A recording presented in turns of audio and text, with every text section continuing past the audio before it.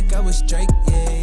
Don't just try to tell me you love me. Can't keep it real if you really don't trust me. Come with a real, you hip in the front, so you get my meals. I'm gunning for the money in the bank. Come on with a dank, scrolling in the tank, rolling with the gang. You sitting out on the sideline trip, I go to the hole with the rock like this. I'm okay. You mute your mics. I know. What up, though? Welcome back to Woodward Voice. I'm your boy Eazy, Joe, man. Spin more racks. What up, though? We got Young Sus in the TD booth, and as always, cheese nips on the ones and twos. Let's get Cam on cheese. Shout out. Shout out the ops. Boy, gone. Shout out the ops. Go. Yo, go. Sorry, I just had to test my vocals One real more quick. time and I'm gone. That's a better Hey, we were at training camp together. We were. It was your first day this year. Yeah, it was. And the boys in shells and shorts. Shout out to my boy Mustache for hooking us up with the tickets. It was pretty dope of him. Appreciate that. And yeah, Yes, they were in sir. shells and shorts. Ate some banging breakfast tater tots.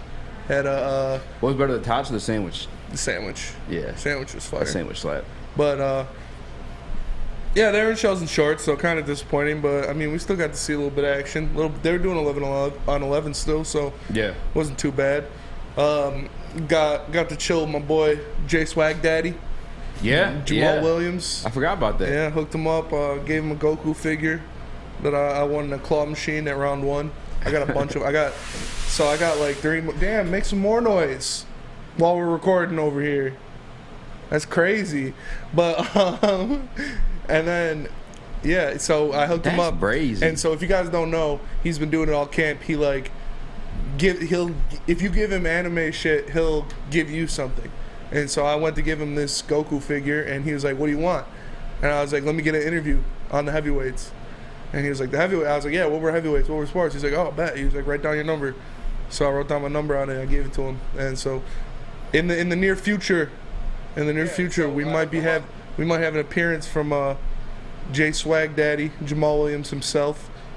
So I'm excited for that because obviously he's going to be a great interview. Dude's electric.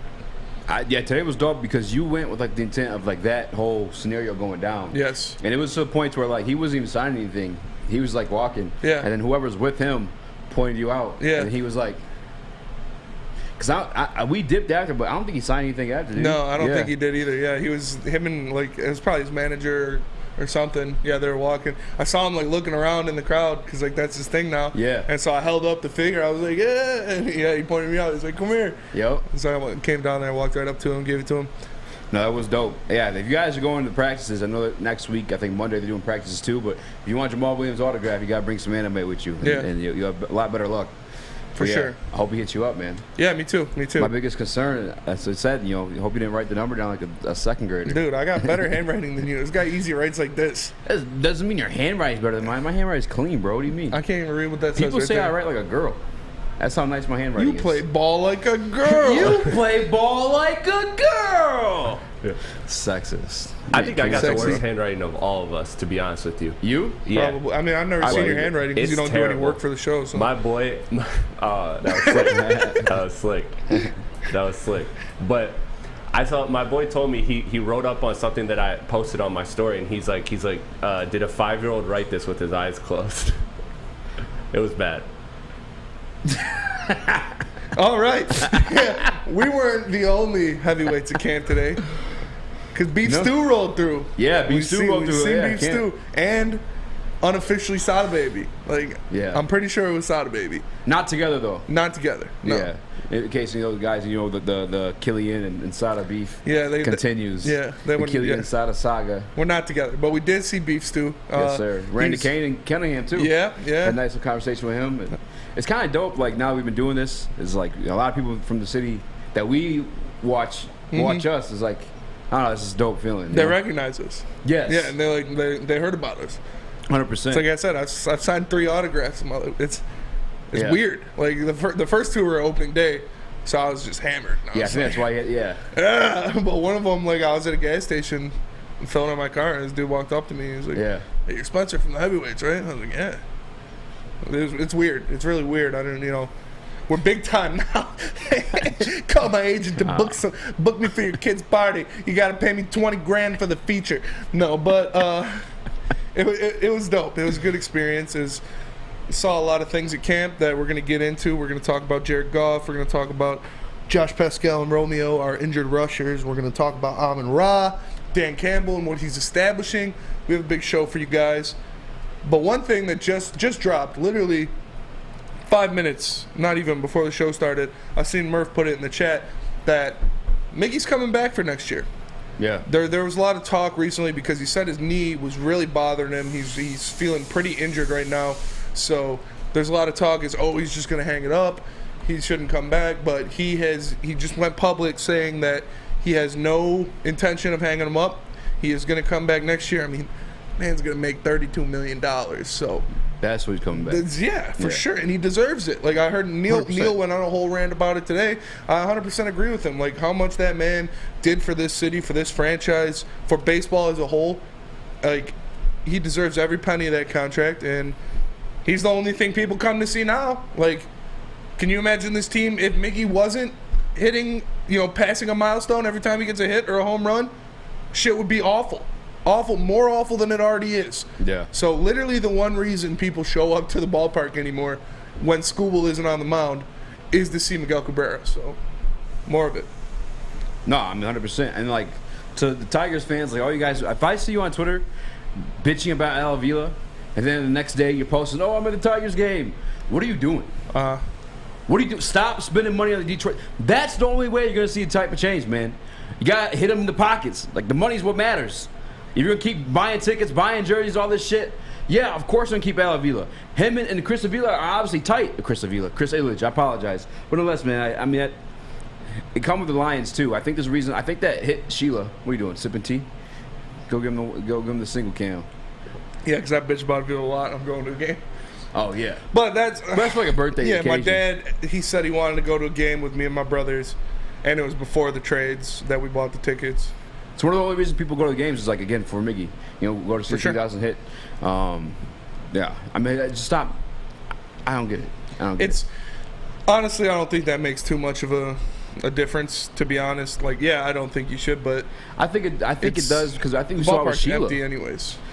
Sheila, I mean, maybe she had the mindset being different beforehand, but I know the situation where she got booed during Calvin's, gold jacket ceremony, whatever it was at Ford Field, like that definitely affected her. I mean, she literally dropped the Ford off of her name. Yeah, but Sheila cares. Yeah, Sheila cares about it. Chris Illich and Al Avila don't give a fuck, and they're losers. Like, they said the rebuild's over. Chris Illich, the owner of this team, said that he is pleased with the way this team is trending. When did he say that? Months ago. Okay, a couple months ago. It's been trending.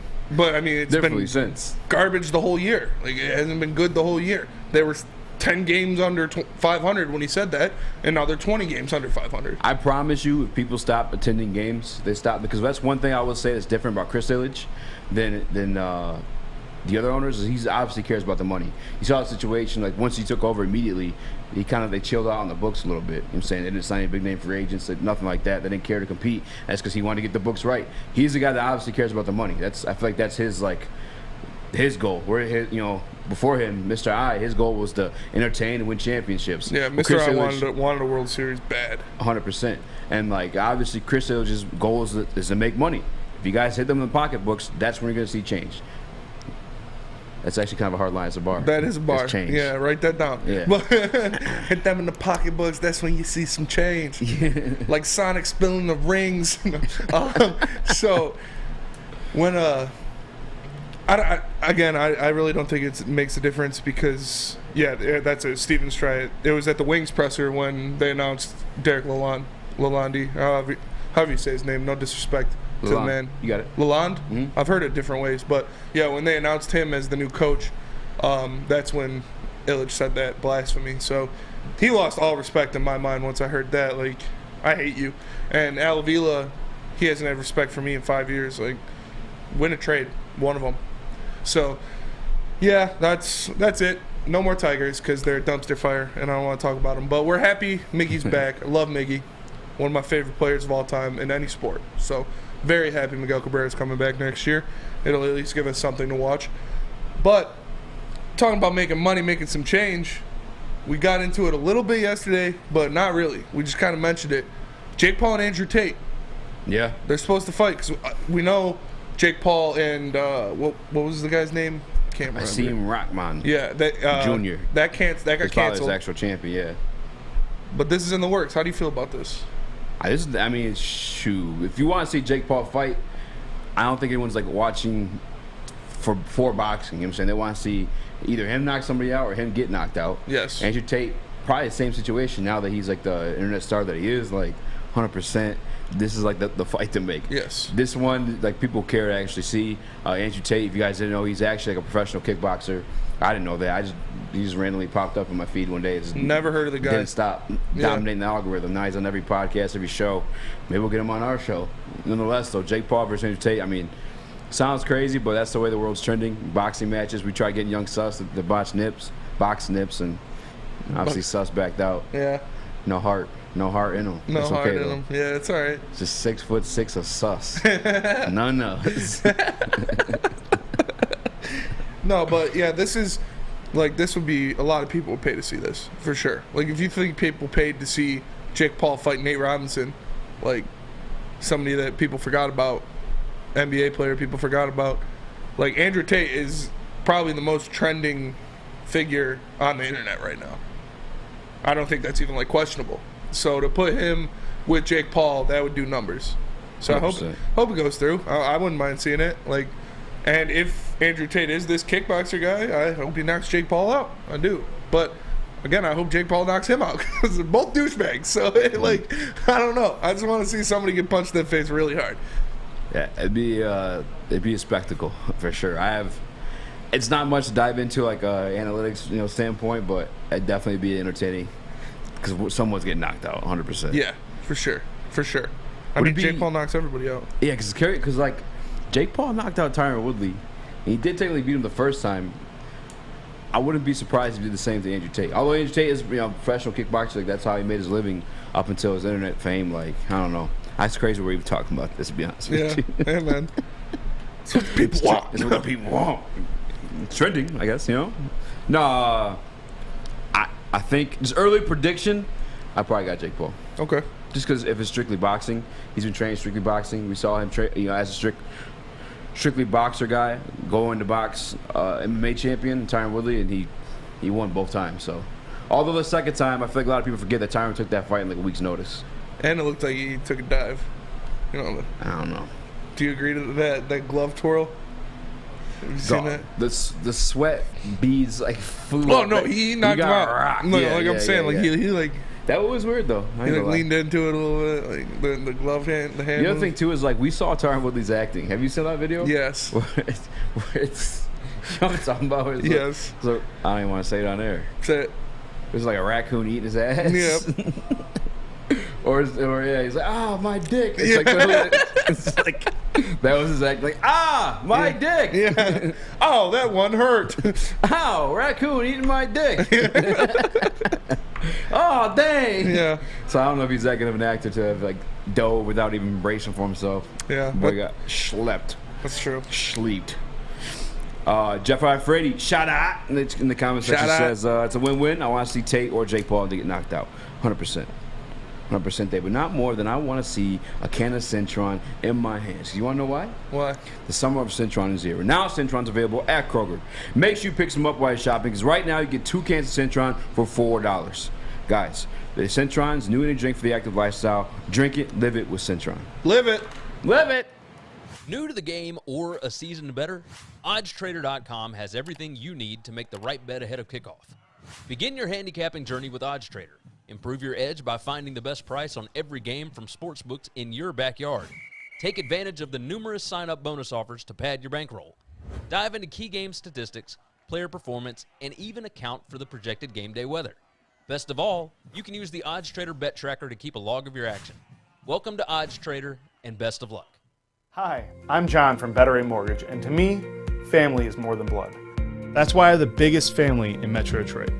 If you're looking to buy a house or refinance and need a loan, come get treated better than family by me and our entire team here at Better Rate Mortgage. We pride ourselves on giving you better advice, better service, and a better loan experience. That's why we are Better Rate. If you're looking for a new mortgage, come get treated like family. Actually, better with Better Rate Mortgage. Visit us at mybetterate.com or call at 248-480-4467 today. 3 NBA championships. Detroit fans were there. 11 Stanley Cups. Detroit fans were there. 4 World Series wins. Detroit fans were there. And that one Lions playoff win in 1991. Yeah, Detroit fans were there. Woodward Sports, where the fans are. What's going on, everybody? It's your boy Spenny for the Monroe Street Midway, presented by Amon-Ra Mortgage. Bedrock and Rocket Mortgage basically turned an old parking lot into a massive outdoor playground right next to campus marshes. There's roller skating, basketball courts, a mini golf course, food trucks, live music performances, and art installations, all by Detroit artists. So, it's a fun place to visit, whether you're on a date with Miss Good, but Michael Jackson bad, whether you're with the family, or you're just hanging out, boycotting a Tigers game. Even got free Wi-Fi, so you could take your computer and get some work done in the heart of the city. The only things you got to pay for is roller skating and food, but everything else is free. So make sure you check out the Monroe Street Midway, right next to Campus Marshes, presented by Bedrock Detroit and Rocket Mortgage. What up, though? Welcome back to the Woodward Heavyweights. I'm your boy Eazy, joining me, spit more racks. What up, though? It's a Friday show, so we're doing pig tings, and I got a little bit of a beef to settle, man. Okay. The floor is yours. The floor is mine. They're my boys. Yes. All right. They're live today. They were. From 11 to 1. Our guy, Neil Rule, sits in the chair. My guy, Jeff Iafredi, sits in this chair. And they brought up a topic about Jared Goff, in which I'm like trending upward on him a little bit. I know we started in Studio B talking crazy about the man, you know what I'm saying? And like Spinny way more than me, by the way. I just want to clear the air on that one. You called him a C word, and not the one that everyone's ever thinking of. One that I think is worse. One that rhymes with duck. Yes, that one. That part. Nonetheless, stop, bro. Stop talking about re-signing Jared Goff before the year 2024. I don't want to hear those words out of anybody's mouth until the year 2024. You look at Kyler Murray, just got his big contract. When? Until that final year of his contract. Yes, he has a 5th-year option they could have pulled, but everybody knew he wasn't going to play on that 5th-year option. They're going to have to give him the bag. He's on his rookie deal. Mm-hmm. What happened? They gave him the bag. Mm-hmm. Lamar Jackson, somebody who I would say is better than Jared Goff too. Did he get re-signed early? No. They're literally taking it all the way to free agency. Joe Flacco. I think the only guy, and I'm not even 100% sure on this, I should have did the homework on it, maybe Aaron Rodgers. You know what I'm saying? Like, it doesn't happen until the year before or into the year before. With Jared Goff, like, stop, guys. We had this guy in 2024. We're not re-signing him. Honestly, he can go. How many games would it take for you to re-sign him, actually, Spinny? Is there an amount of games you would? If he won this year, that you re-signed Jared Goff this year, 2 years early, to when he actually is threatening to hit the market. Yeah. Is there any amount of games that he'd win that you would re-sign him? 17. 17? He'd have to win 17 in the Super Bowl. Guess what? Okay, Super Bowl maybe. If he won Super Bowl, actually, yeah, that's definitely a bit more than games. But other than that, there's absolutely no fucking way you're re-signing or even discussing the conversation. You know who Jared Goff is? You guys like Alex Smith? Yes. Alex Smith did really well in Tampa or in KC. Mm-hmm. He went to a couple of AFC Championship games. Lost one of the Patriots, I believe. You know what happened with him? Supplanted, gone. They found Patrick Mahomes in a rookie deal, and what they do? They won a Super Bowl. Facts. Spitting. You know who Jared Goff is? Jimmy Garoppolo. Jimmy Garoppolo went to the Super Bowl. Yeah, he did. Jimmy Garoppolo was in the NFC Championship last year. He was. What's going on with his situation, Spinny? He's out of here. He's out of here. He's fucking gone, Benito. My boy is use your fucking brains. Single canvas. My man is spitting. Honestly, bro. A guy can play well for you. But if he's not the guy, he's fucking gone. It doesn't matter. Yes. It can happen in the NFL. That's what happens. Jared Goff is the guy for now. And just now. Until they find something better. That's the reality of the truth. Even Baker Mayfield won the first playoff game in Cleveland since they're the team behind us who have won the playoff game the longest. Yeah. Baker Mayfield broke that. What happened? He's out of here. Get him the fuck out out of here! Use your fucking brain! We're not re-signing Jared Goff. We know what he is. Sean McVay dumped him off because he didn't want him either. You can't win a Super Bowl with Jared Goff. You win some games, you win division, but you're not winning the fucking big thing with Jared Goff. If they re-sign Jared Goff, Spinny, I'm telling you, I lose all faith in this fucking organization and the regime. Yes. 100%. Woo! I'm just sick of the fucking talk, My man. boy is spitting Use right your now. fucking noggin! Fuck! My boy is spitting right now. It's not happening. I am 100% with you on this, Easy. That does not make any sense to me. You don't re-sign a guy who is a stopgap quarterback, who is an Alex Smith, who is a Baker Mayfield, who is Jimmy Garoppolo 2 years before his deal ends up. You look at this and they say, well, look how that worked out for Kyler Murray. You know, he hamstrung the Cardinals. Look how it's working out for Lamar Jackson. He's going to hamstring the Ravens. Jared Goff is not Kyler Murray or Lamar Jackson. Jared Goff is not going to hamstring your franchise. He is not going to hold your franchise captive. That's just not going to happen. Like, he is not that caliber of quarterback. I'm sorry. And if you believe he is, you might need some mental help. And now, no, I'm just kidding. But it's not happening. He is not that kind of guy. Jared Goff is not that guy, pal. He's gonna go out there, like Eazy said. Yeah, he can win you some games. Yeah, he can get you to the Super Bowl if he has the perfect team around him on both sides of the ball and one of the best play callers that we've seen in the past 10 years calling that offense. Yeah, he can get you there, but then he probably, won't throw a touchdown for, 3 games, not score a touchdown in the playoff or in the Super Bowl and end up losing and being easily outcoached because you have a guy like Jared Goff who's not going to go the extra mile. I forget, King said it, I think, the other day. Yeah, when you were taking my poop? Taking your spicy too. Yeah. Me and King were talking about it, and King said, look at the difference between Matt Stafford in the Rams games last year in the playoffs compared to what Jared Goff did. Yeah. Like, Jared Goff, if the Rams, messed up, if they have an off day, something bad happens, it's over. It's done. If you have Matt Stafford, something bad happens, he keeps you in the game because he has that electric arm, because he pushes the ball downfield, because he makes plays, because he doesn't wait for plays to happen, he makes them happen. Jared Goff waits for things to happen. And like I said, I'm fine with him being the quarterback this year. 100% fine with it. I think he is going to lead this team to a much better year. I think he is going to have, personally, a much better year. Yes. But he is not the franchise guy that some of you believe he is, in my eyes. And if he proves me wrong, he proves me wrong. But he's going to need to prove a lot. 100%.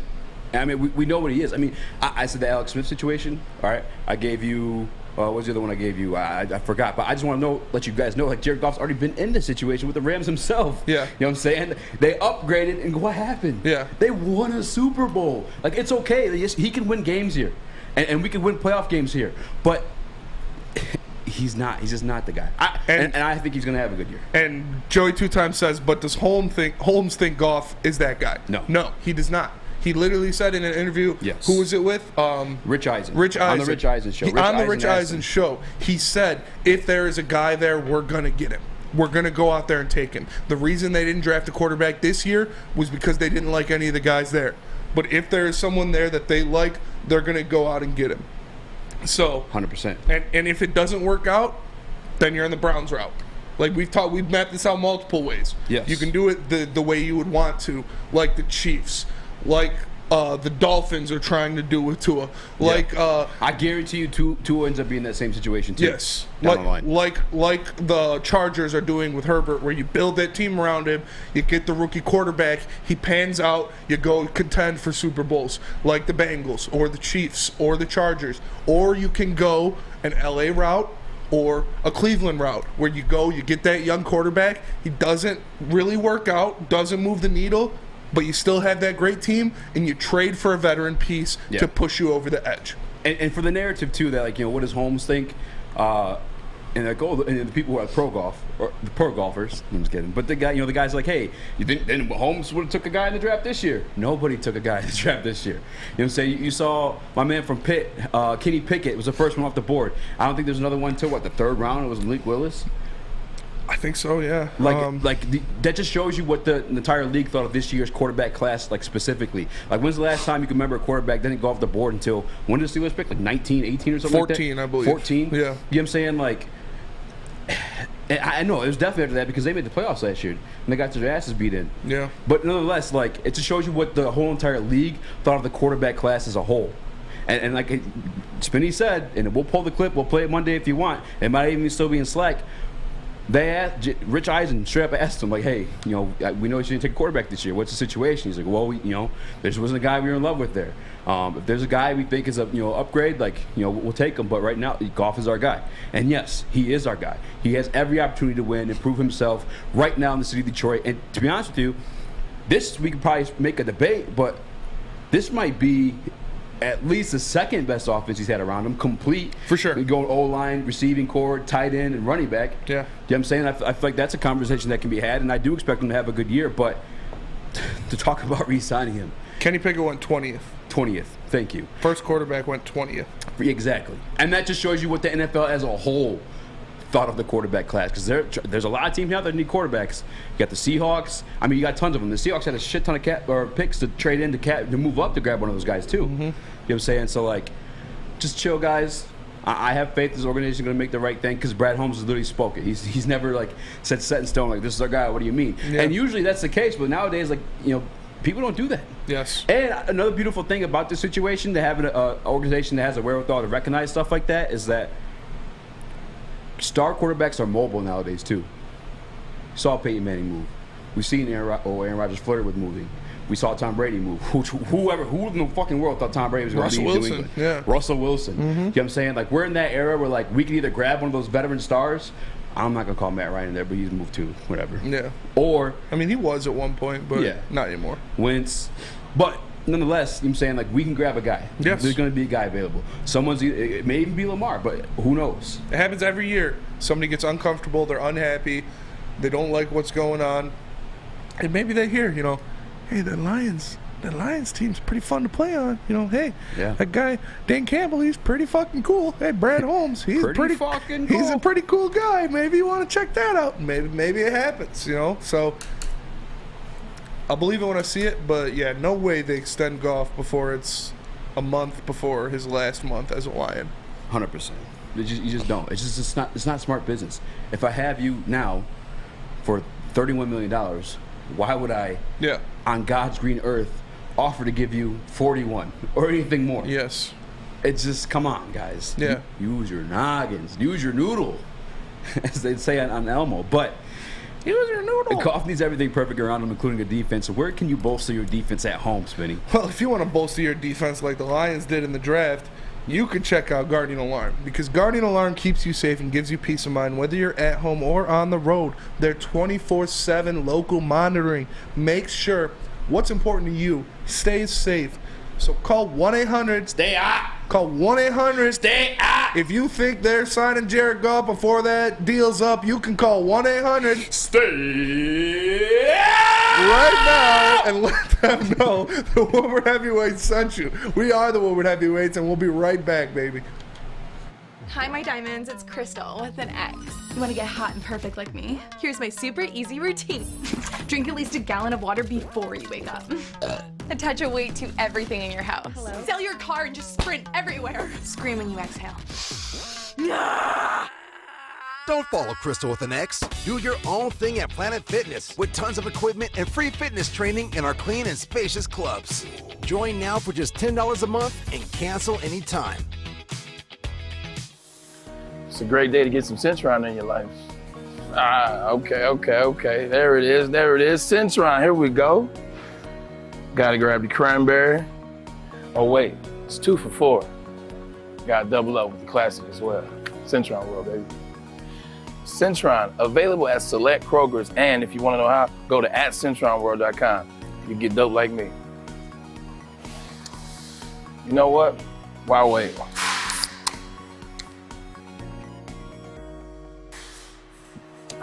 Great taste, guaranteed. 5, 4, 3, 2, 1. What's going on, everybody? It's your boy Spencer for Big Frog in Novi. Right now, you can get a free Woodward Sports t-shirt. That's right, a free Woodward Sports t-shirt all month long at Big Frog in Novi. All you gotta do is go in and tell them Woodward Sports sent you, and they'll give you a free shirt. I don't even have a Woodward Sports t-shirt. I mean, all I got is the Draft the Cocaine one, and I can't wear that. It's got Adam's face on it. So go to Big Frog Novi today and get your free t-shirt, or visit them online at bigfrog.com/Novi. Big Frog. What up, though? Welcome back to Woodward Heavyweights. I'm your boy Eazy. Join my man Spit more racks. What up, though? We out here on Sunday. TD Wolf and your boy going off a Centron after the show. I'm sweating and mo, but I'm going with the flow. I'm gonna keep on going. All right, I'm done. You were snapping on that Jared Goff segment. I love that, dude. Love to see that side he come out. Yeah, I mean, it just. I was it was inspired by BDE. Yeah. In your absence, they was talking crazy. Yeah, man. I know, man. The golf slappiness. The two voices of reason, me and Sam Flannel and D-Mac, the three voices of reason. Yeah. Weren't there today. Gone one day. Yeah. And this is Jared Goff love juices all over the studio. Wild. Trader G, you were wild for letting that happen, fam. Yeah. It's probably Trader G. It was Trader G. 100%. Trader G's the golf lover of the office. 100%. Neil's just money. So Neil, how Neil sees things is through money and salary cap. So I can understand why he thinks like having Goff at 60% of what the top quarterbacks is getting paid is a good thing. But I can't think strictly from money like that. I can't. Yeah, I mean, even if you are, guess what? The best deal you can have any quarterback on is a rookie deal. Yeah. Go figure. Go crazy, figure, right? yeah. Just because you have him here at 31 doesn't mean you can usher in someone in who's on 15 or 7. You know what I'm saying? Does not hurt at all. Nonetheless, though, I want to keep the show rolling. I want to keep talking Detroit Lions. There's another guy. Listen. Me and Spinny, we're going to take sole credit for informing you guys on Malcolm Rodriguez, okay? And today, we were at training camp, and once again, he was getting first-team reps. And now I got to be honest with you, I know we had this segment the other day where we were more concerned about the secondary linebacking core. I'm not trying to put Malcolm in that light yet, and this is his rookie year. He's going to make some mistakes. He's going to have some moments where he looks like a rookie, and I just want people to remember that too, when they're going to come back here and be like, you said Malcolm was this, you said Malcolm was that. Nonetheless, he's holding his spot down. He's athletic enough to get the spots. If he's not making the tackle, he's definitely making a scramble. Yeah. Enough time for somebody else to get there and clean up. And I'm not that concerned at the linebacker position for that very reason. But there's another rookie we drafted. Yes. In the second round that I have a similar feeling to.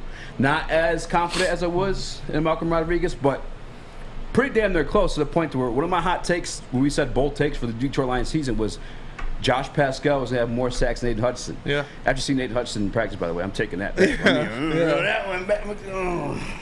Don't want the receipts going on that one. But Josh Pascal, our guy Corey Woods, got to ask about him returning. And he said, Dan Campbell said, that it's a lot sooner than people think. You have to literally hold him back at times. How you feeling, Spinny? Are you hop on our guy with the hips? Yeah. Is your cousin went to school with? Yeah. I'm in there with the hips, baby. Don't break the chair. For real. It's all on the hips. I'll break the chair and then I'll break your girl's back. No, but it's all on the hips, Spin man. more racks and break more backs. Yeah, baby. Like a you glow know what stick. it is. I didn't hear what he said. What he said? He said like a glow stick. Bro. But no, I'm excited for it, man. It was just, it was a sports hernia injury, so it's nothing that's going to set him out for a year or 5 months or anything crazy like that. So to have him back will be huge. Him and another injured pass rusher we have, which is Romeo Okwara, to bring both of those guys back, to have them both back, is huge for this defense because you need pieces that you can rotate in and out. You need those defensively. Rotate the hips and put it in and out, just like your girl likes it. But it's all about it's all about it's rotation on that defensive line and having those fresh legs that you can bring in and put against these crusty ass offensive tackles that have been playing against. Like I said, imagine you're going against Aiden Hutchinson as a left tackle for five possessions in a row. You're just getting dogged by Aiden Hutchinson, and then one possession they throw Josh Pascal in, who's fresh off nothing. Fresh legs, boom, he gets right past him, beats it. That's how you beat offensive tackles big time, is by having fresh legs, by having those guys be ready so they don't have to get ready. And so if this guy can come back, if he can fully rehab and be healthy, it will be huge for this defensive line, because we drafted him in the second round, because he was given the best grades for a pass rusher by Pro Football Focus in this draft. Like, this guy makes plays, and Dan Campbell says it about him. He's a dog. Like you said, we had to pull him back so he's not going out there. You love to hear all that stuff from him. Obviously, he's an MCDC guy. The guy beat cancer and came back. Dude, that's, literally. That's an amazing point to make. And came back to playing football at the point, got drafted in the second round. At the highest level in the country. Like, but he's a dog. But he's a dog. So if he can beat cancer, I'm pretty sure he can beat a sports hernia. Like, I'm excited. I can't wait to see him on the field. I think this is a guy that Lions fans are going to fall in love with immediately. And he's going to be a guy that will be a very vital part of this defensive line rotation. 100%. And, like, the rotation thing is perfect. I didn't even think of that when I was looking at this in the prep sheet. Like, I go to this all the time. Like, this is the well I go to, is I bring out the 2013, 2014 Detroit Lions when we had the most stout defensive line in the NFL. I definitely in the run game, and like that's just something. That's what they did. They rotated pieces. That's why we got a Nick Fairley. That's why they had a Dominic Sue. It's when Jason Jones was doing his thing. Ziggy Ansah, like, but you knew these guys' names because it was constantly rotating. You know what I'm saying? All those guys got in the interior. Corey Williams, I think it was too. Like 100%, man. That's how it works. And even if he's not like rotating, just him and Aiden on the line together, bro. Yeah, roll bring him around town. Bring him around town. Dude, you better chill. That meniscus ain't healthy yet. No, man, but I'm hyped. That's one. So I gave you guys the Rodriguez stuff, and obviously people miss.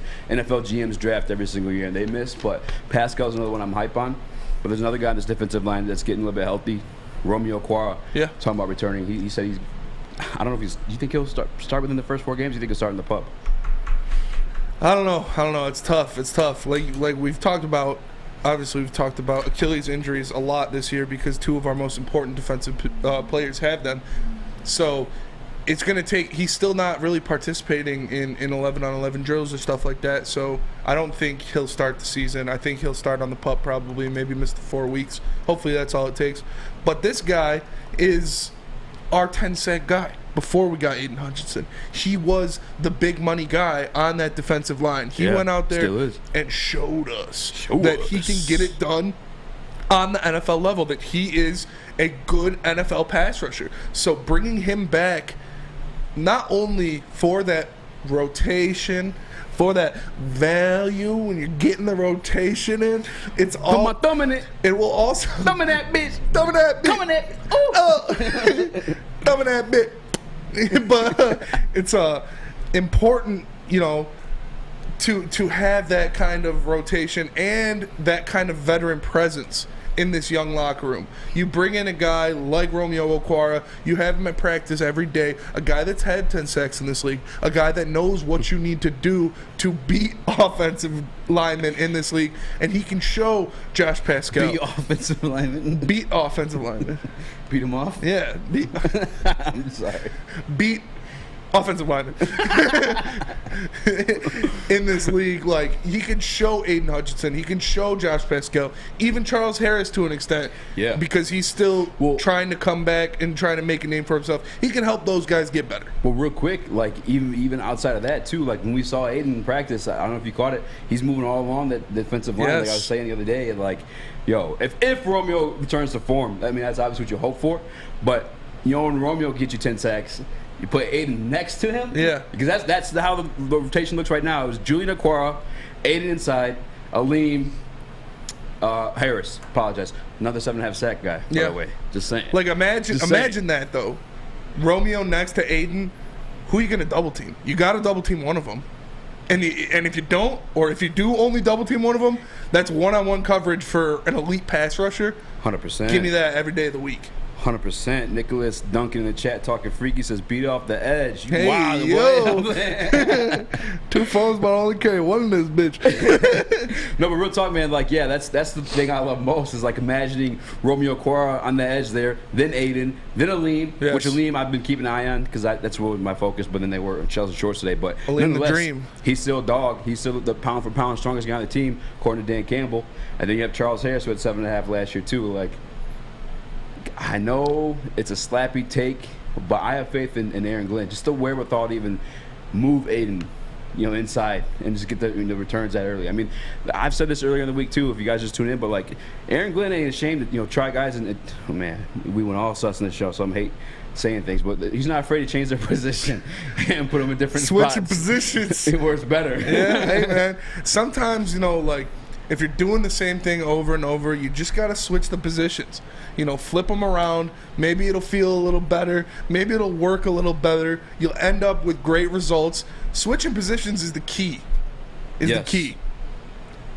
You find that perfect position where everything's going right. You get the stroke in and you get the stroke in it, but it's Friday, baby. And then you get the hit that O face. She been screaming her name all night. Wait, why she been screaming her name? She's gonna scream her own name. But, it's important though, honestly, to have that kind of versatility in the sack and getting sacks on the defensive line. Like, it is important to have versatility where you can move those guys around, put guys in different spots, see what works, and to just switch it up. Like I said, like, offensive linemen are creatures of habit. They love to when they can just get their hands on the same guy at the same time, same play, know what he's doing. You're switching these guys around. You're moving Aiden inside. You're bringing in new pass rushers on the outside. It gets them off balance, and it puts that fear. And you feel that thing in the back of your head right there. That's fear fucking with you. And that's honestly what you need to do offensive linemen. You need to scare them. So if you can switch positions, if you can get the stroke right, that's what, it leads to sacks. It really does. So it's important. Get the sack to clapping on them. Sack, you start clapping it, you get the stroke right. That's what it's all about. It's all about that, my guy. But if I wanted to eat, if I wanted a nice sandwich when I'm done. You want to eat what? I mean, you can do that too. You get the job done. But if I wanted a sandwich when I'm done, where can I go? Where's the best spot to be? If you want a sandwich, if you're hungry, you got to go to Big Boy. Because at Big Boy, ciabattas are back. Look at that. They got the sunrise ham and cheddar, the chicken cordon bleu, the chicken club with the honey mustard and the bacon. Or you can keep it light and get a Michigan apple, chicken Caesar, or Greek salad. And don't forget their nice hand-dipped cookies and cream or strawberry shakes. That cookies and cream shake, I'm telling you, is a hitter. That boy is fire. So go get that right now. You heard it here first, folks. Summer just got better at Big Boy. We are the Woodward Heavyweights. We'll be right back. Fellas, let's be honest. We like things to be easy. We like simple stuff, like sports 7 days a week. We like things uncomplicated, like Lady Jane's Haircuts for Men. Open 10 to 8, 7 days a week. Walk in anytime. Sign in, sit down, watch your favorite team play. And before you know it, your hair will be game ready. Open 10 to 8, 7 days a week. Walk in anytime. Lady Jane's Haircuts for Men. It's wicked awesome. Life is full of hard choices. We're here to make one of life's biggest decisions as simple as possible. My name is Christina Gennari, and for over 20 years, I've helped hundreds of families buy and sell homes. We cover all of Metro Detroit and more, from large luxury homes to starter homes. We will work hard to make sure that you get the home of your dreams. So if you're in the market today or even thinking about buying or selling in the future, make the obvious choice. Christina Gennari, the obvious choice in real estate. Visit us at soldchristina.com today. What up, though? Welcome back to the Woodward Heavyweights. I'm your boy, Eazy, my man, Spin More Racks. What up, though? Young Sus in the TD booth on the ones and twos doing his team. I always bring up some stuff like breaking light sticks. Clack it like a glow stick. Crack it like a glow stick. Breaking backs like a glow stick. Come on, that's not a bar. That's a bar. Is that what you say to women? I mean, I don't say it to women, but yeah. I think about it. Yeah.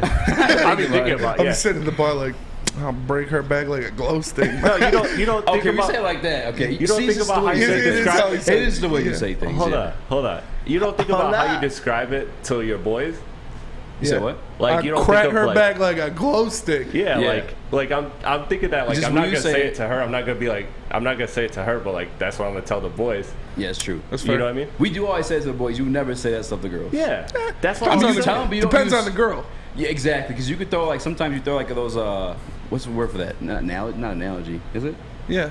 Metaphor, analogy. I don't know which one it is. Liken as was that simile? Simile. Yeah. There you go. If you use like simile with girls, sometimes they're like, "What? I don't get it." And it's like, "Bitch, you just ruined the bar." Yeah.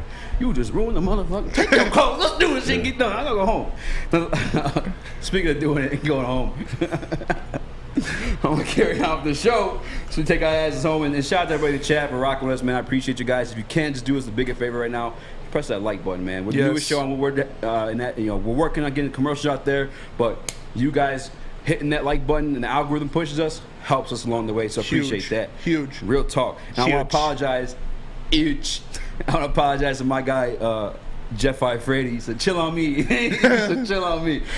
I think it's more towards Neil. Neil's the one who always gets me going with that. Yeah. To a point, D-Mac yelled at me too at the we were Chevrolet. Yeah. Yeah. Actually, when we met Malcolm. Nonetheless, though, it's carrying on. I want to talk about the culture of this team a little bit here. Because Dan Campbell had a little bit of a, I don't want to call it like a Patricia-esque moment, but that hard-ass moment. You know, like sometimes like your mom calls your name and you're like, "What?" And she's like, "What was that?" Well, you better get your ass in here. Yeah, that, or you're supposed to say yes instead of what? You know what I'm saying? Like, when he had that type of moment, I guess the offensive huddle was breaking, you know, and it was like, it came up, the cadence or whatever was just sloppy and weak. We got a video of we got the video? MCDC talking about it. Yeah, throw that up there, Sustifer. Breaking the huddle. That's all. I'm just blowing the whistle because I don't like how they broke the huddle. We're trying to set a tone early, man. We're not just going to like walk out of the huddle. You know, just got to train those guys. And same deal defensively. I hate when we, you know, if we're in there and we go and it sounds like there's a clap, and there's a clap, and then we're, you know. And I go back to this. I never forget playing Baltimore Ravens in the Super Bowl, man. When those guys broke, like we're getting the huddle, you know, and we go to break, and you just hear them. I mean, and they are out. They were out, and they are lined up, and they're like, "All right, where you go? All right, we're here." And it was, you know, like that was legit. That was a real deal now. So, just about, man, it's urgency, it's intensity, it's your, you know, what's your intent? Love those words. 100%. Urgency, intensity, intent. Those are coaching words. Those are words you don't say, tell a girl you're gonna break her back, but you tell her I'm coming in with urgency and intent. Yeah, I'm gonna come in with intensity. Yeah. You gonna feel me. She gonna like that a lot more. You know what I'm saying? Hell yeah. But it's for a reason, and I love this too because like Matt Patricia came off that way, but Matt Patricia was also a guy as a head coach. Dagger time. I hate Matt Patricia was a guy so much. showing up late to meetings. All right. Was rocking the heavyweight status, but wasn't a true heavyweight. Yes. You know what I'm saying? Like he just wasn't about it. He wasn't about biz. And it's the difference when you have a guy like Matt Patricia saying that to you, and he's just always like an asshole. Yeah. Versus when you have a guy like Dan Campbell.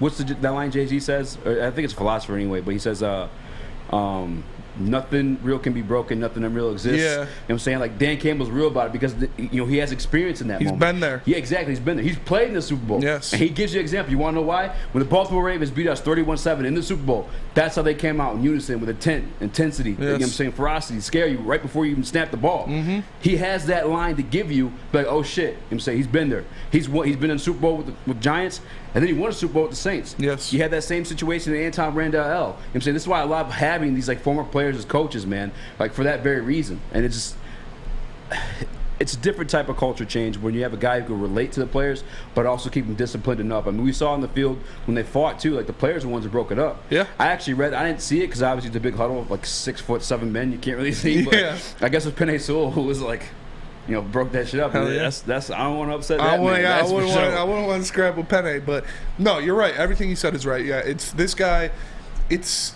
They know that he was there. They know that he's done this before. He's been in the trenches before. He knows how this feels. He knows what the grind is like. So when you have someone who's done it before tell you how it should be done, it hits different. It does. Rather than some, you know, ugly rocket scientist who doesn't know what the hell he's doing, riding around on a motor scooter, telling you what to do. It's different than you got this jacked man, Dan Campbell, who's doing down-ups with you, who is in the NFL telling you, yes, when we lost the Super Bowl, the Ravens were putting fear into us leaving the huddle. Yeah. Like, that is impressive. Those are the things that resonate in these guys' minds. These guys are like, okay, we want to get that caliber. We want to play in a Super Bowl. We need to do these things to uphold ourselves as these other teams have. So it's very important that they built this culture, like you said, with these guys. Damn near 90% of our coaching staff are former NFL players.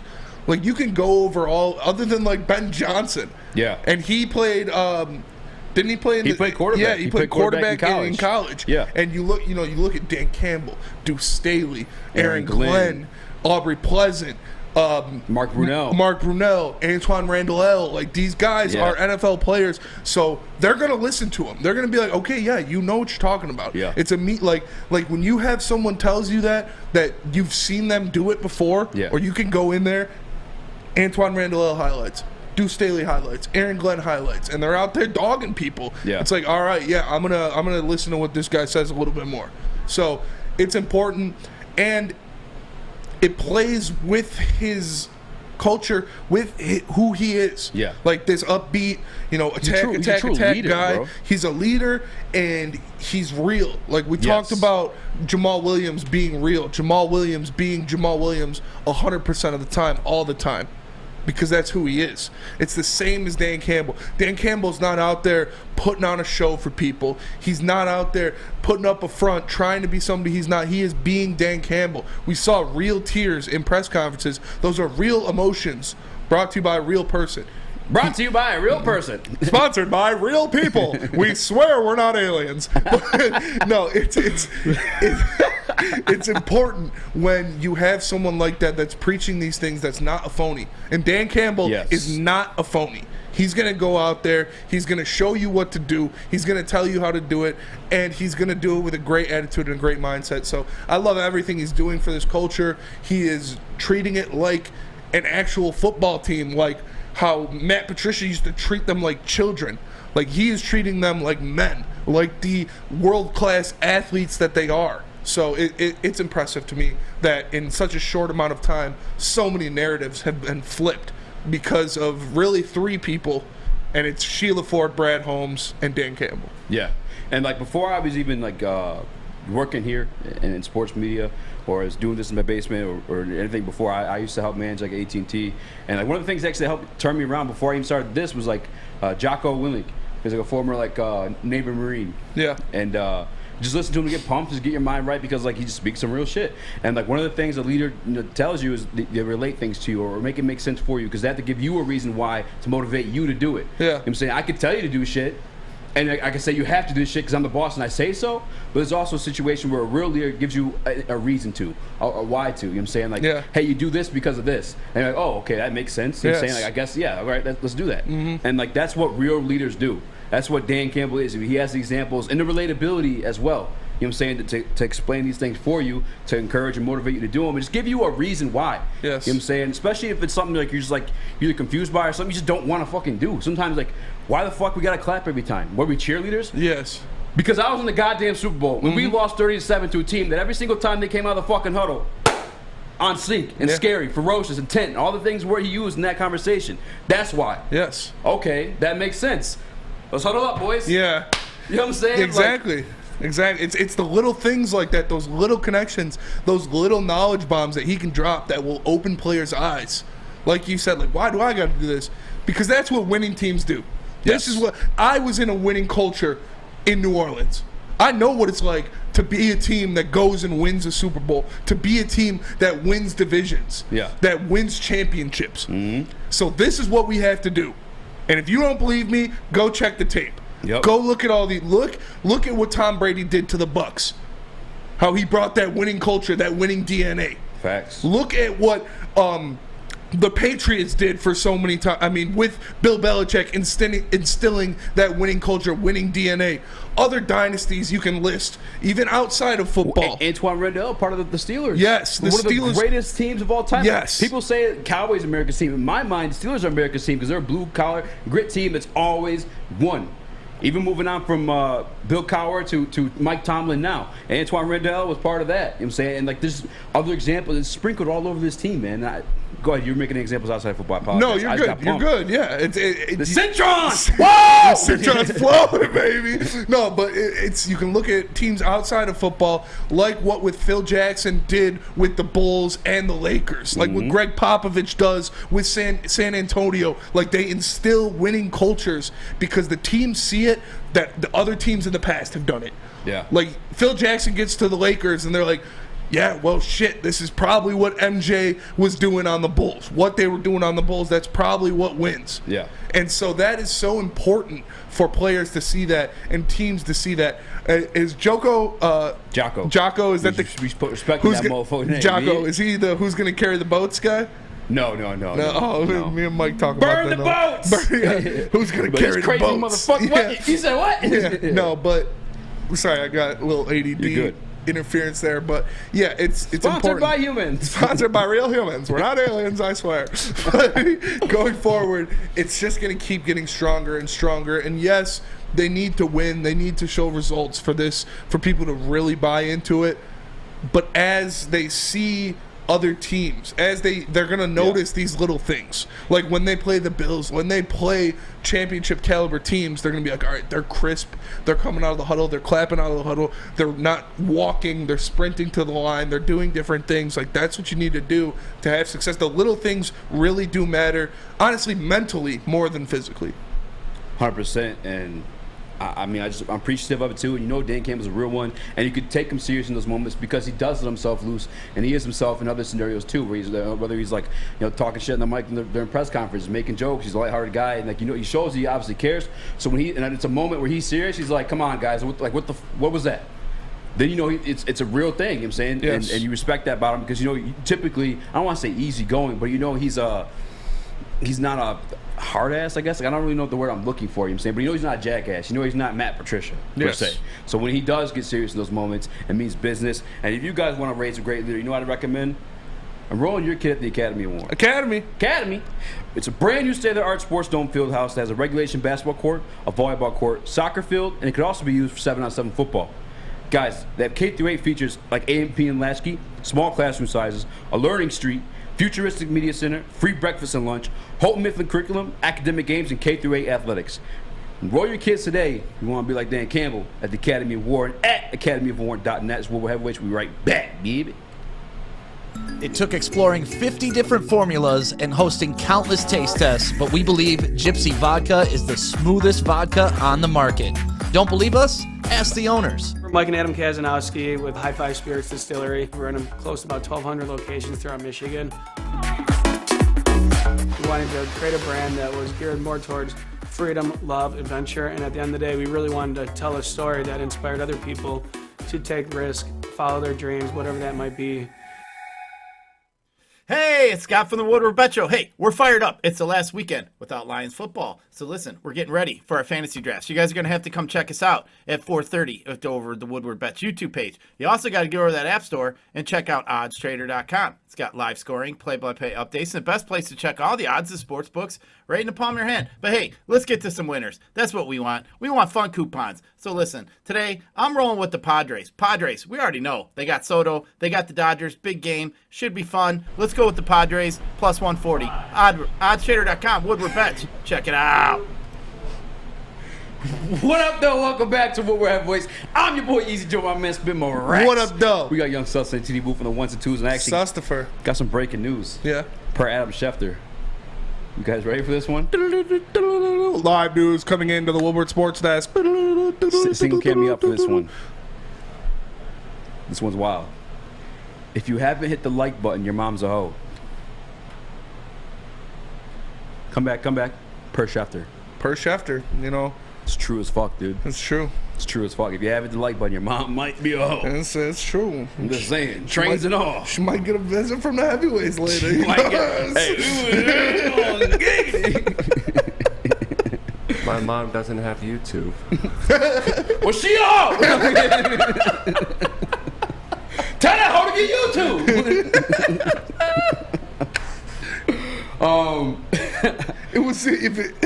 It was if you hit the like button, not your mom. I know. Poor guy. Now I'm sorry, Mrs. Sussifer. Miss Young Sus. Miss Young Sus, I Old apologize. Sus. Old Sus.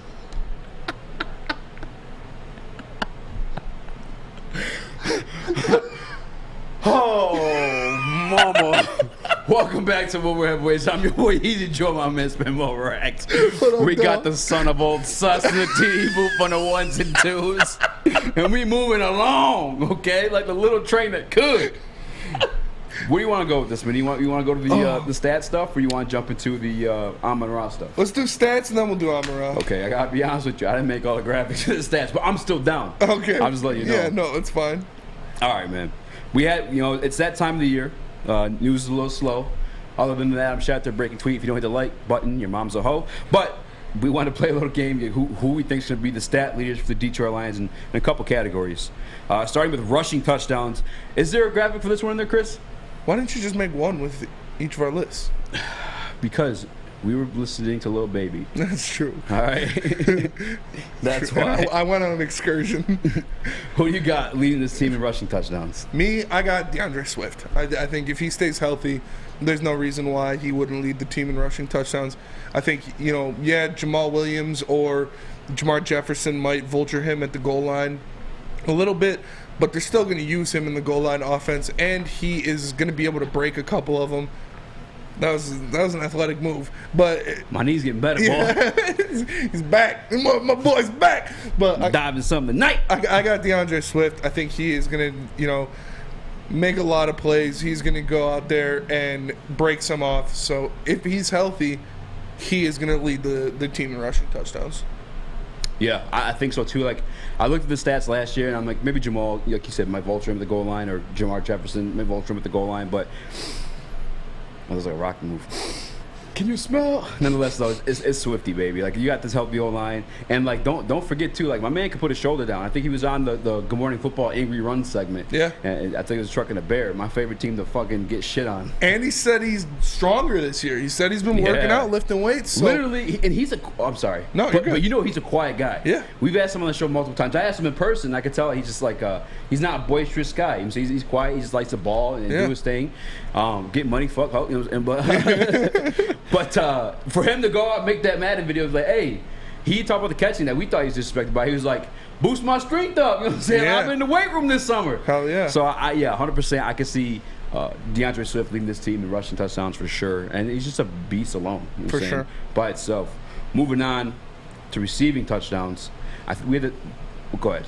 Who you got receiving? It was one of my bold stats, or one of my bold takes. I'm going to stay with it. I think it's going to be T.J. Hockenson. I think, if he stays healthy, this is a contract year for him. He's going to want to show out. He is one of our biggest red zone threats, if not our biggest red zone threats.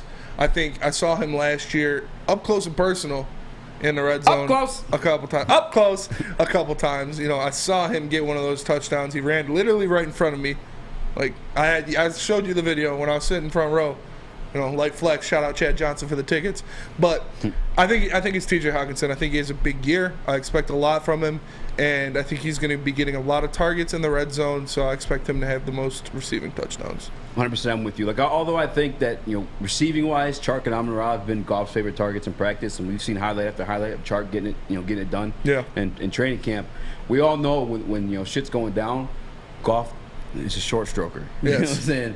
And sometimes, it's nothing wrong with that. Nothing wrong with that sometimes. It's not a steady stroke, get her done. Yeah. All right, and T.J. Hockenson, he's not a DJ Chark. He's not Jamal Williams. You know what I'm saying? He's going to run those like kind of short, intermediate type routes. And 100%. He's a red zone threat. He's like 6'6". He's a big guy, yeah. I have no clue. I made it up top of my head. I think he's that tall, though. But I think he's 6'. I want to say check it out. Nonetheless, yeah, I mean that's the type of routes that he's going to be running, especially red zones. Like, that's just a guy. Look at the matchups he's going to have on him. Most likely linebackers, most likely undersized safeties. He's 6'5". 6'5", yeah. Yes, and he's a guy who high point the ball. I think the catch in Green Bay was one of them sexy ones, extended out for. Yeah. And Hawkinson's an athletic dude, man. I'm happy to have him, and I've said this before too. Like, I'm cool with paying him $15 million. That won't even be the case, by the way, too. Like, you know how these contracts break down. They're back-ended. So when he does get re-signed, don't trip. That's all I'm saying. For sure. Yeah, I could definitely see Hawk leading this team in touchdowns. Chat, I got some guys saying Chark. Chark from Casey as well. That's disgusting. What Murph just said. What did Murph say? You He guys said see? Oh yeah, I did see that. Saw it on the way in. Fuck the ops, man. that's hating shit. Honestly, like. Well, so this is what bottom it is. 5 in both. Bro, the Bears were 15 spots ahead of them. The offensive line. They're talking about it. Hey, Dan-O. Come on. Talk to your boss. I need you to go snap tomorrow. Hit up Mina. Make sure both you guys, you're the Lions truthers around there. Go out there and put up for our boys. Because you know, Big V, Jonah Jackson, Return of the Frank. Return of the Frank. And Cheetos. Penny Sewell and Taylor Decker are not going to finish bottom 5 in pass rush win rate and run win rate. That is blasphemous. Sorry, God, that pisses me off, dude. Take for sure. LSPN, like, goddamn. No, 100%. Dude, I think like one of the reasons this is why I made the argument in basketball. More importantly, I hate it, but football maybe even more so because football just like anything can happen. That's the sport they say any given Sunday. It was those pass rush rates for the offensive line. That's how they ranked it. You know what I'm saying? Like individual player, like when it's just like dog. Like look at that list and you're telling me like your advanced metrics like made that and you make sense of that. Like you think that's true?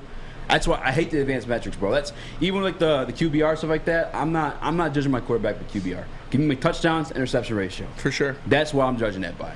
You have yards too. Yards are cute, but guess what? Yak's a thing. Yak is you know a what I'm thing. saying? Like get these advanced metrics, man. Like shove them up your asshole, dude. I get you can make fun lists with them and they create topics for us to talk about as we are now. List killers. But like fuck the advanced metrics, bro. Yeah. Fuck them. Also, everybody, go on Twitter, tag Jamal Williams, tell him to come on the Woodward Heavyweights. Big facts, big things. I think he's more active on IG for sure than Twitter. I don't know about Twitter. Both of them. Tell them come on the Woodward Heavyweights. Tell them what we're all about. Brought to fit you right by- in with us. I love anime. Obviously, you know, Cry. shout out. I dare you. Huh? What? What'd you say? Huh? Cry? Yeah. No, please, Jamal. Come on. No, but that'll be dope. But moving on. Who's next? Who leads his team in sacks? Sacks. I'm going Big Dick Hutch, man. Big Clutch Hutch. There you go. I like that one better. Much Clutch Hutch. I think he's going to come out here. He's going to have a great year. Obviously, he's going to be given the most opportunities. You said he's been looking like a freak in camp. I've heard from multiple sources he's been looking like a freak in camp. So I'm excited for him to come out there. I think he's going to thrive in this defensive system with the pieces they have around him on that defensive line. So I'm going to go with Much Clutch Hutch. I think he's going to come up big for us this year. Like I said, before the season started, I said I have him at 9.5. And I like that. I'm going to stick with that. That's a big number. Damn, that's a big ass.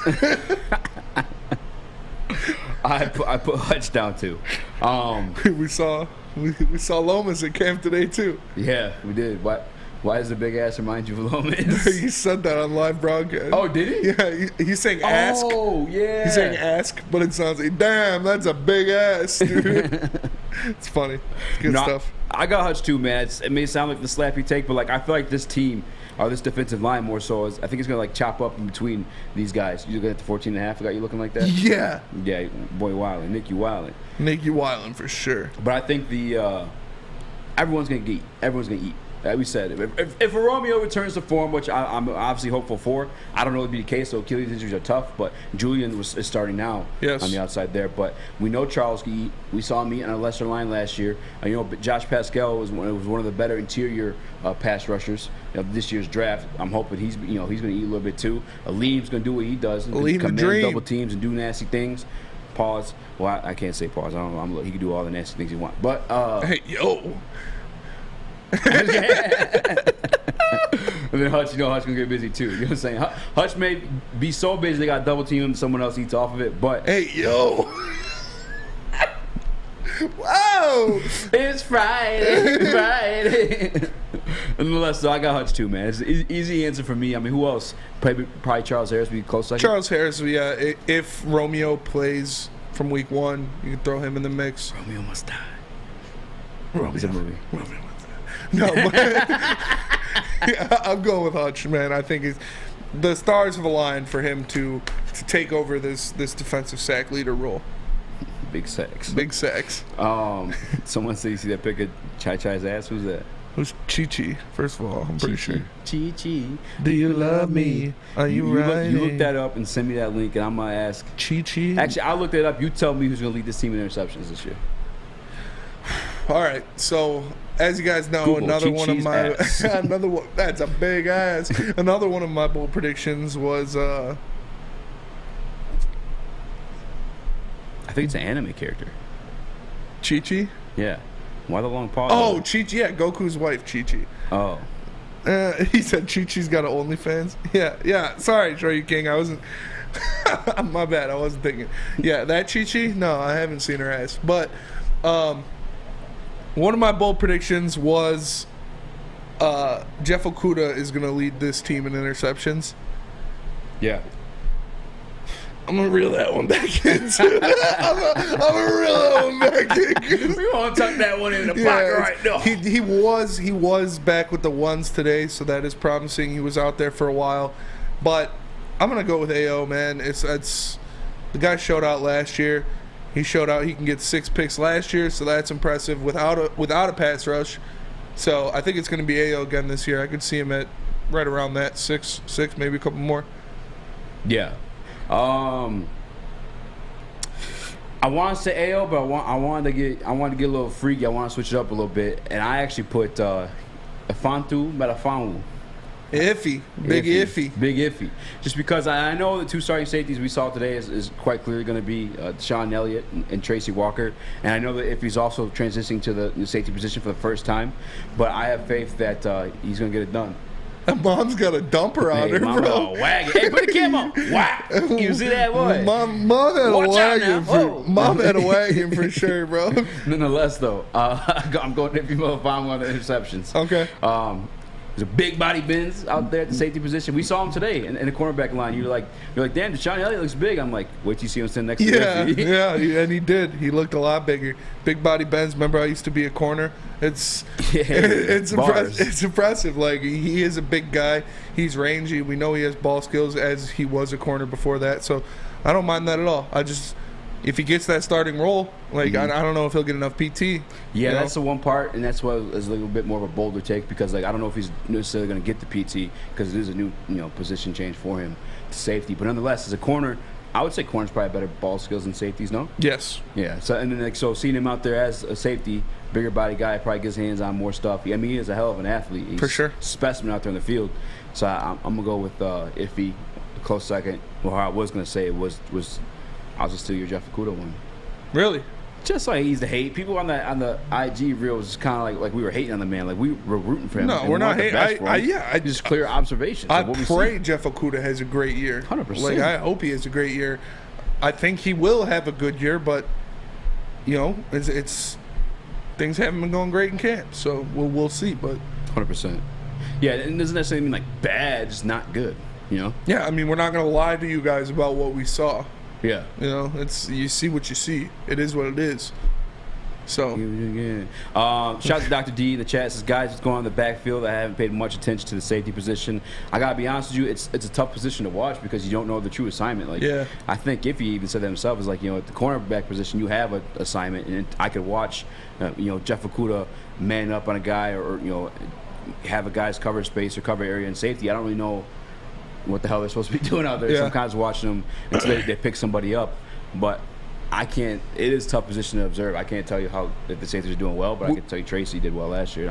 We were watching them run drills. They were right in front of us when we were sitting on the stands, and they were running drills. So it wasn't they weren't going against anybody other than the other safeties or corners. But what Joey said was right. Yeah, Tracy and Deshaun Elliott were lined up as the starters, and then if he was coming in, I think he was the next guy up. So we'll see what's going on with that position. I hope Deshaun Elliott can be a guy. He's known for being a thumper. He's known for carrying that big stick, thumping some people out there. And I heard he's very good at covering tight ends. So those are important things that can bring to this defense. Hopefully he can stay healthy and be that guy, and we'll see what goes on with it. Maybe he makes a push for a starting role. Yeah, and I want just something too. I remember Joey was asking about the slot position cornerback yesterday. I don't know what's going on there by what I'm hearing, and also a little bit what I'm seeing too is Chase Lucas. Yeah, couple reps, but just trying out. I don't think it's a real situation competition there, but that one's between AJ Parker and Mike Hughes, and just filling up some info on that one, giving you the deets. But if you're Jeff Okuda and you're really trying, take that CB2 spot, and he wants to work out, where we recommend, Smitty? Well, I mean, obviously Planet Fitness, because as you know, every time we're live, I do the wrong hand every time, from the Planet Fitness studios in Birmingham. And right now, for just $0 down and $10 a month, you can get your Planet Fitness membership.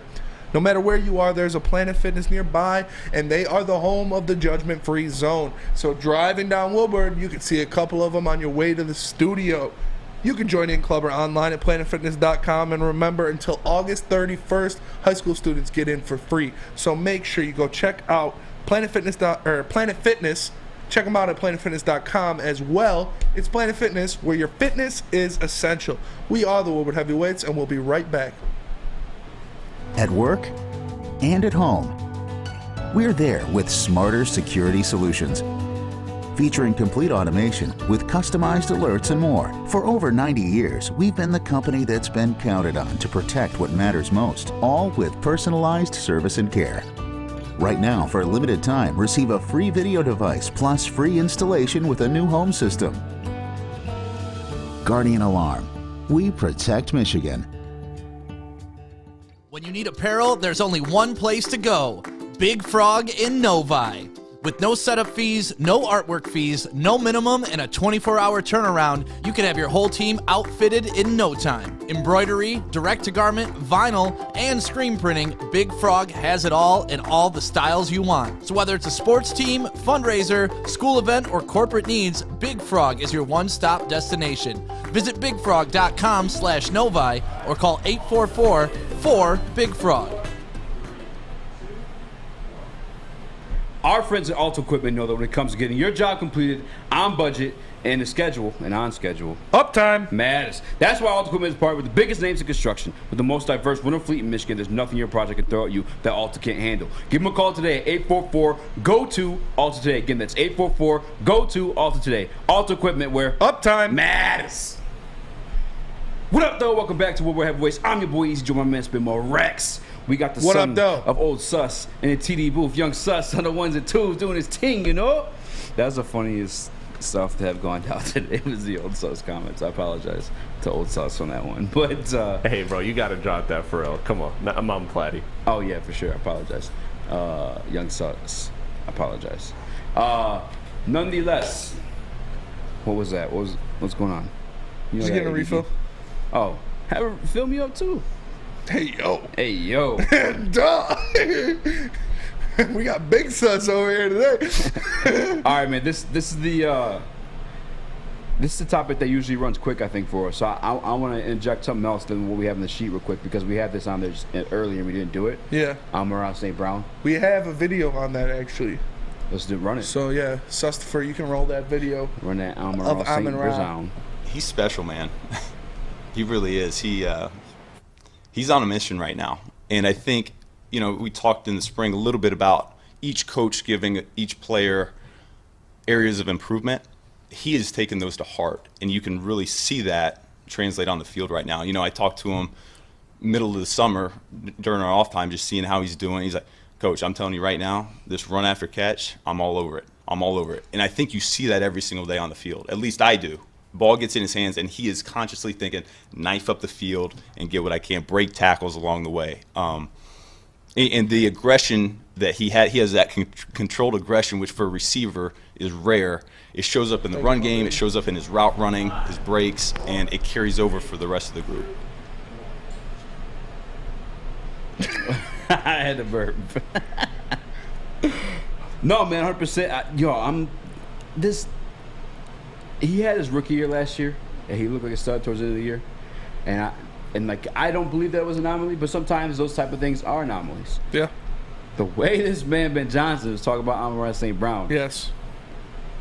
poised for another good year. Poised for another great year. Yeah, we saw him do it when Ben Johnson got the reins, was put on that mantle in the helm. Yeah. We saw Amon-Ra unlock the swag unlock. Like, literally, he has a whole new part of his game after Ben Johnson takes over. We saw him being used out of the backfield. We saw him getting the ball more and more. So when you have a guy like that, you need to feed him the ball, and it's just going to happen this year. He is going to be getting a lot of targets in this offense. I know we bring it up every time, but he's the only receiver in the NFL to have 70 or more completions with a 0% drop rate. This guy has butter hands. Like, it's fantastic. Like, we're used to, granite hands Ebron and stone hands Pettigrew and stuff like that, and now we have silk hands Amon-Ra, who's going to catch the ball every single time. So I'm excited to see what he can do this year in this offense, to where he's getting a bigger role,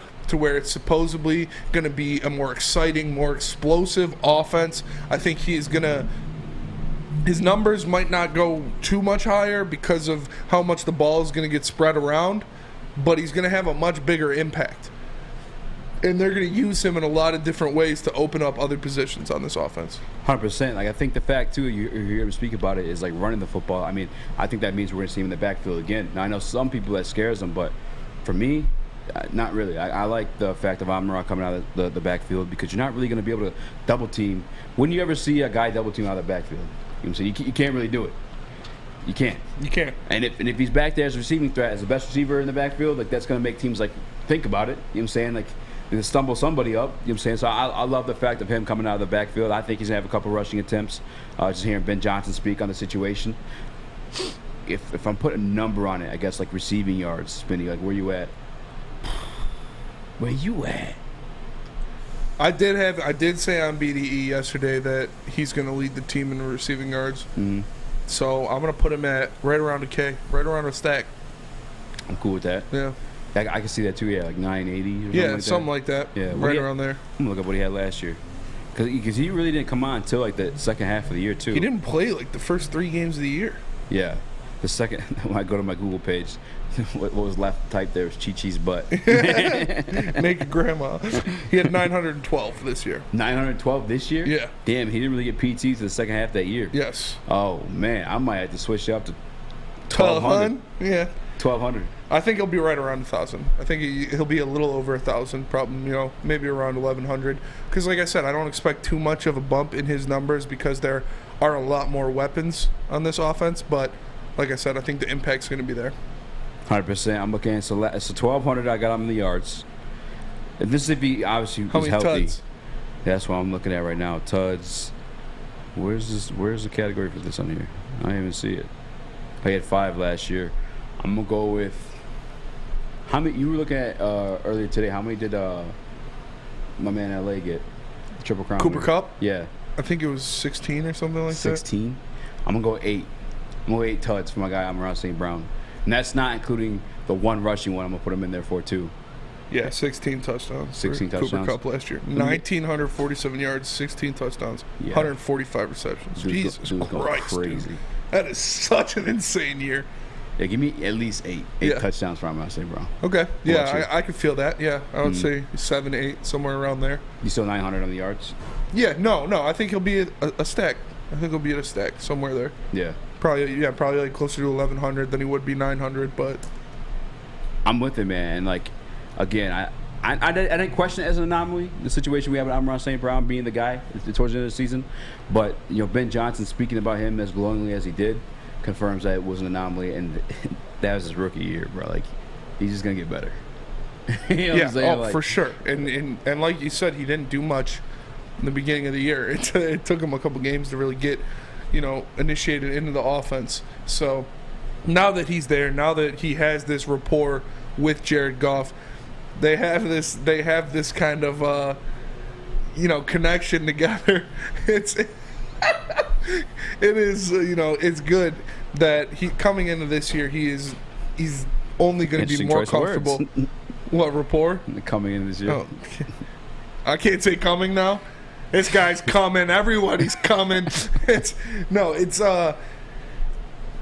entering this season, I think it is important that he has that rapport, that relationship with Jared Goff already. He is that safety blanket in the offense. So, yeah, I like it a lot. Ali Hadar in the chat says, I think Chark will be the main guy. Awesome vertical threat and speed. I agree with that. However, Amon-Ra is still that guy. Yeah. He's the number one guy on the field. The guy that Jared Goff has the most rapport with outside of Josh Reynolds.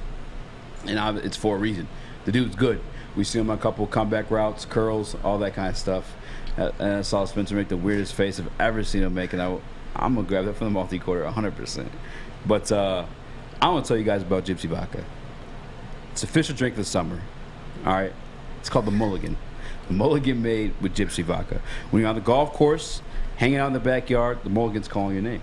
Ask for the Mulligan at a local golf course or Total Wine near you. Guys, 8% alcohol, so I will just encourage you to just slow it down a bit because I know it tastes good.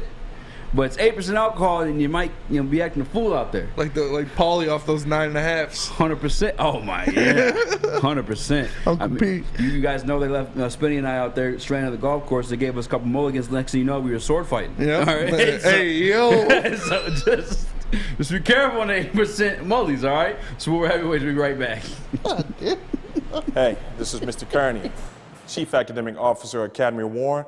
I want to welcome you to the brand new field house. The state-of-the-art facility has a regulation basketball court, volleyball court, soccer field. It can be used for 7-on-7 football. Our K-8 academic features AM, PM, latchkey, small classroom sizes, Learning Street, futuristic media center, free breakfast and lunch, Holton Mifflin curriculum, academic games, K-8 athletics, and more. Enroll today at academywarren.net. Ciabattas, summer salads, and dip shakes. All at Big Boy. Try a chicken club, chicken cordon bleu, or sunrise ham and cheddar. All on our grilled ciabatta bread. Or keep it light with our Michigan apple, chicken Caesar, or Greek salad.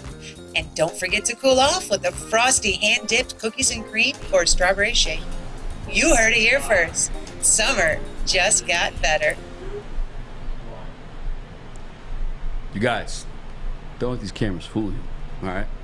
I am a white man. But it's all thanks to Chili Peppers tanning that I'm able to look so beautifully Brazilianly bronze every single day, man. This beautiful gold tan I got. And it's all thanks to Chili Peppers Tanning. Join the Pepper Club at Chili Peppers Tanning. You'll get the best deals, plus they'll beat all competitors by $5. $5? $5? Thank you. Damn, man. Sorry, man. Yeah. Chili Peppers has the hottest bulbs, the hottest deals, and the darkest tans with 26 locations and more on the way. Chili Peppers tan. What up, though? Welcome back to Woodward Heavyweights. I'm your boy Eazy, one man spin more racks. Young Sus, chilling, doing the ting. Spinny almost shit himself just now. Oh my God, I think the mic did catch it. Did the mic catch that? Did you hear that? Oh, he gave me a thumbs up. No, that's gross. Everybody, OGs remember that earth-shaking fart I had in Studio B. Yes. We had to find that one up and dude, chill before you shit yourself, Oh, bro. Oh my God. That was a long one. Yo, I'm glad you're like 6 feet over there. Bro, chill. Chill, bro. I'm so serious. Bro, you were the one that we were in the back office. Dude's like, I've been eating beans. And he was ripping ass all day. I never eat beans. I don't know Dude, what happened. you definitely did that. You were sitting here and you're like, you said something. I've been eating something. But that was a good fart. I haven't had a good one like that in a little while. Wanted to go back to I couldn't, man. I mean, I'm so sorry. You said what? Nothing. What did he say? I'm not saying it again. Somebody throw it on half speed and type out what he said in the chat. Moving on. We got a graphic for this one. This thing came. The chat's dying. Dang, dude, boy. Men will never evolve from dick and fart jokes. We'll always find them funny. They man. are funny. Nonetheless, though, there was a thing that was spread out through Twitter, and I apologize that I forget the publication that made it. I think they're an up-and-coming publication, but the heavyweights are known for those farts. But anyway, they made a graphic of the worst GMs in Detroit since the 2000s. Yeah. And they had to be fishing for some clicks, man. For sure. Because as I mentioned, they are like an up-and-coming publication. When I clicked on the profile, I saw like 500 follows. So I can only assume they wanted this to gain as much traction as it did, because this list is utterly ridiculous. Yeah, man. It pisses me off, honestly. It's disrespect. Like, Ken Holland should not be on that list. Bob Quinn should be on that list instead of Ken Holland. And Ken Holland, for the people that don't know, Ken Holland, first of all, had won 10 Central titles with the Red Wings. He won 4 President's Cups, which is the best team, the most points in hockey. He won 3 Stanley Cups, which is the greatest prize in hockey. He had 789 regular season wins. Damn. In his tenure, which is the most out of any team in that tenure. He had 118 postseason wins in his tenure, which is the most out of any team in that tenure. This guy, Ken Holland, did so much for the Red Wings organization. He created playoff teams. And yeah, did he make some bad signings? Yes, he did. He made a couple bad signings. Obviously, we talk about the Alfredson, the Eriksson, different things like that. But what that man did, bringing in 3 Stanley Cups, there is no shot he deserves to be on there. And even on his way out, he traded Gustav Nyquist for a 2nd round and a 3rd round pick. He traded Tatar and Nick Suzuki for a 1st round, 2nd round, and 3rd round pick. Like, stop with the Ken Holland slander. I won't let it happen.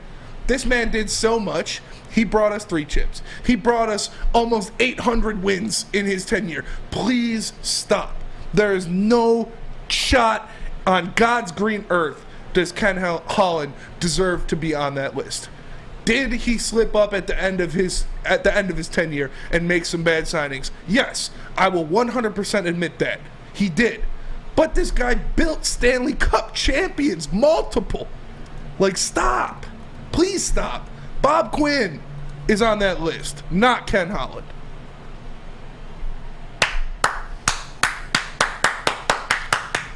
Thank you. Now, I am a new hockey fan, so I can't argue this, but I did see a comment in the chat that said he inherited the Delfano's team.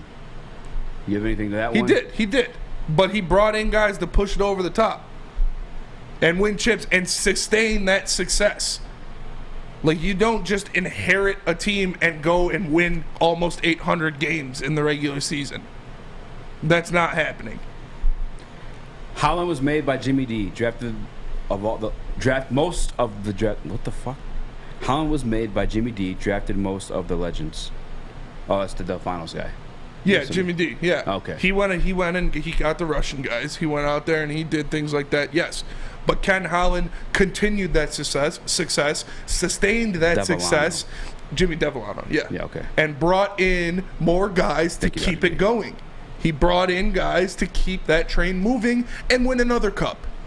So, come on, man. Like, you're telling me Ken Holland is one of the worst GMs in Detroit sports history? No, you're not. If you're telling me he made some bad trades or bad signings at the end of his season, if he was gifted a good roster at the beginning of his reign, yeah. But everything in the middle, those 789 regular season wins, 118 postseason wins, like, come on, man. No. Hey, spit your facts, man. I can't. Fucking Bob Quinn was gifted a playoff team. Look what that bum did to it. That's facts. And that's where I was going to go with this topic. Is you put up that list real quick.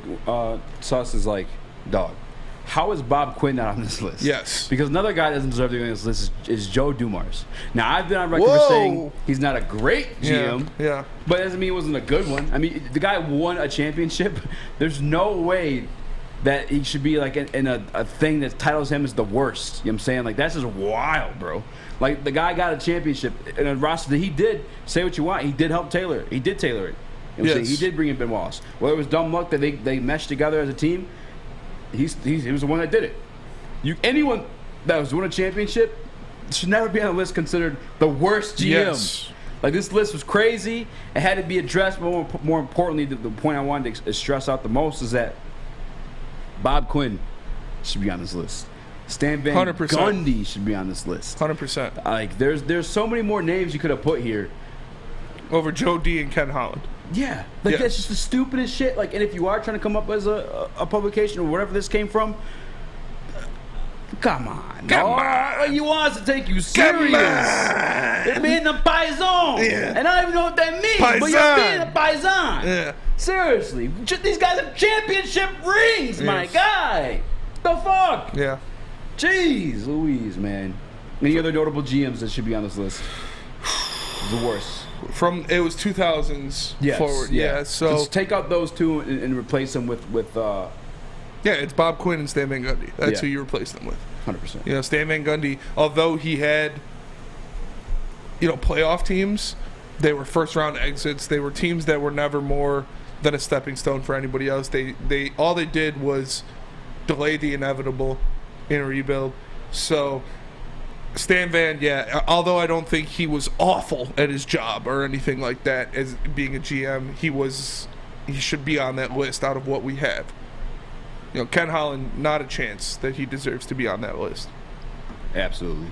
Sus, you're a basketball fan. You want to go at SVG? You want to give him a reason to be on this list, and you want to defend Joe D? What's up, man? Well, listen, with SVG, definitely has to be over Joe. Like, no question. Yes. On any level. Oh, my you guys mama. said it. Yeah, the simple thing is Joe won a championship. Did he have some bad signings? Sure. Did he have some bad draft picks? Sure. Did he have some bad trades? Sure. But overall, he did not have any real problems. And so I think that you exclude him from the equation. SVG, where he fell short, was, like you said, Spencer, really just treading water. And listen, I defended the Blake thing, but still I can acknowledge that really all it did was tread water for where the Pistons were supposed to be, which is the rebuild. And it worked out for the best, but he was a mediocre GM at best. Stan Van Gundy was. And you got to throw Jeff Bauer in there too, because he was kind of like co-running the operation with Stan. But yeah, same as Joe, not too many great draft picks, and also just overall, a bunch of meh, like a bunch of meh with Stan Van Gundy. For sure. That was Stan Van Gundy's tenure. Even like when it felt like he was getting some stuff together, like when they had the Tobias Harris, Marcus Morris, and Ersan Ilyasova. Like, I know we weren't going to win a championship with that team, but it gave me some hope. He built that shit, he shot that shit up real quick and made the playoffs with them, and so I was like, oh cool. Like, so when he made trades, but he kept constantly fucking with that rotation. Kept constantly fucking up the chemistry with it. Go ahead. Yeah, what he kept doing is he kept finding like decent pieces, but he didn't groom Andre Drummond into a star, which was his whole goal of his tenure, and that was a complete failure because Andre Drummond tried once every 5 games, but he couldn't find a second star. He couldn't draft a second star. None of that. So like that's where SVG fell short. Marcus Morris is where he is in the NBA now because Stan Van Gundy was the one that really gave him the opportunity to shine. Tobias got the overpaid money that he got because of Stan Van Gundy. Probably gave played him a his shot. best years in Detroit, honestly. Yeah, and then Ilyasova stuck around in the league a couple more years because of Stan Van Gundy. So he was good at finding the rotation guys, the role players, but he could not draft or build the stars. Just build a fucking wall. Wait, I take that back. I forgot about that. He can't be on the list. That was iconic. I was going to say that's the greatest thing he brought to Detroit was that line. That's an all-time quote. But yeah, it's Joe D and Ken Holland being on there is blasphemous. Yeah, Ken Holland and Joe D, they've seen this, man. It's fucked them up mentally. Like, where can they hook us up with the link for that one, man? If you believe that Ken Holland is one of the 4 worst GMs in the history of Detroit sports, then you might need some mental help. And luckily for you, the sports marketing agency helps spread awareness about mental health and substance abuse.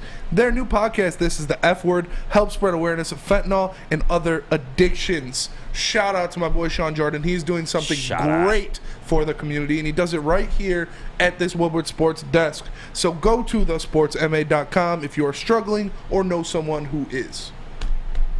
Hi, my diamonds. It's Crystal with an X.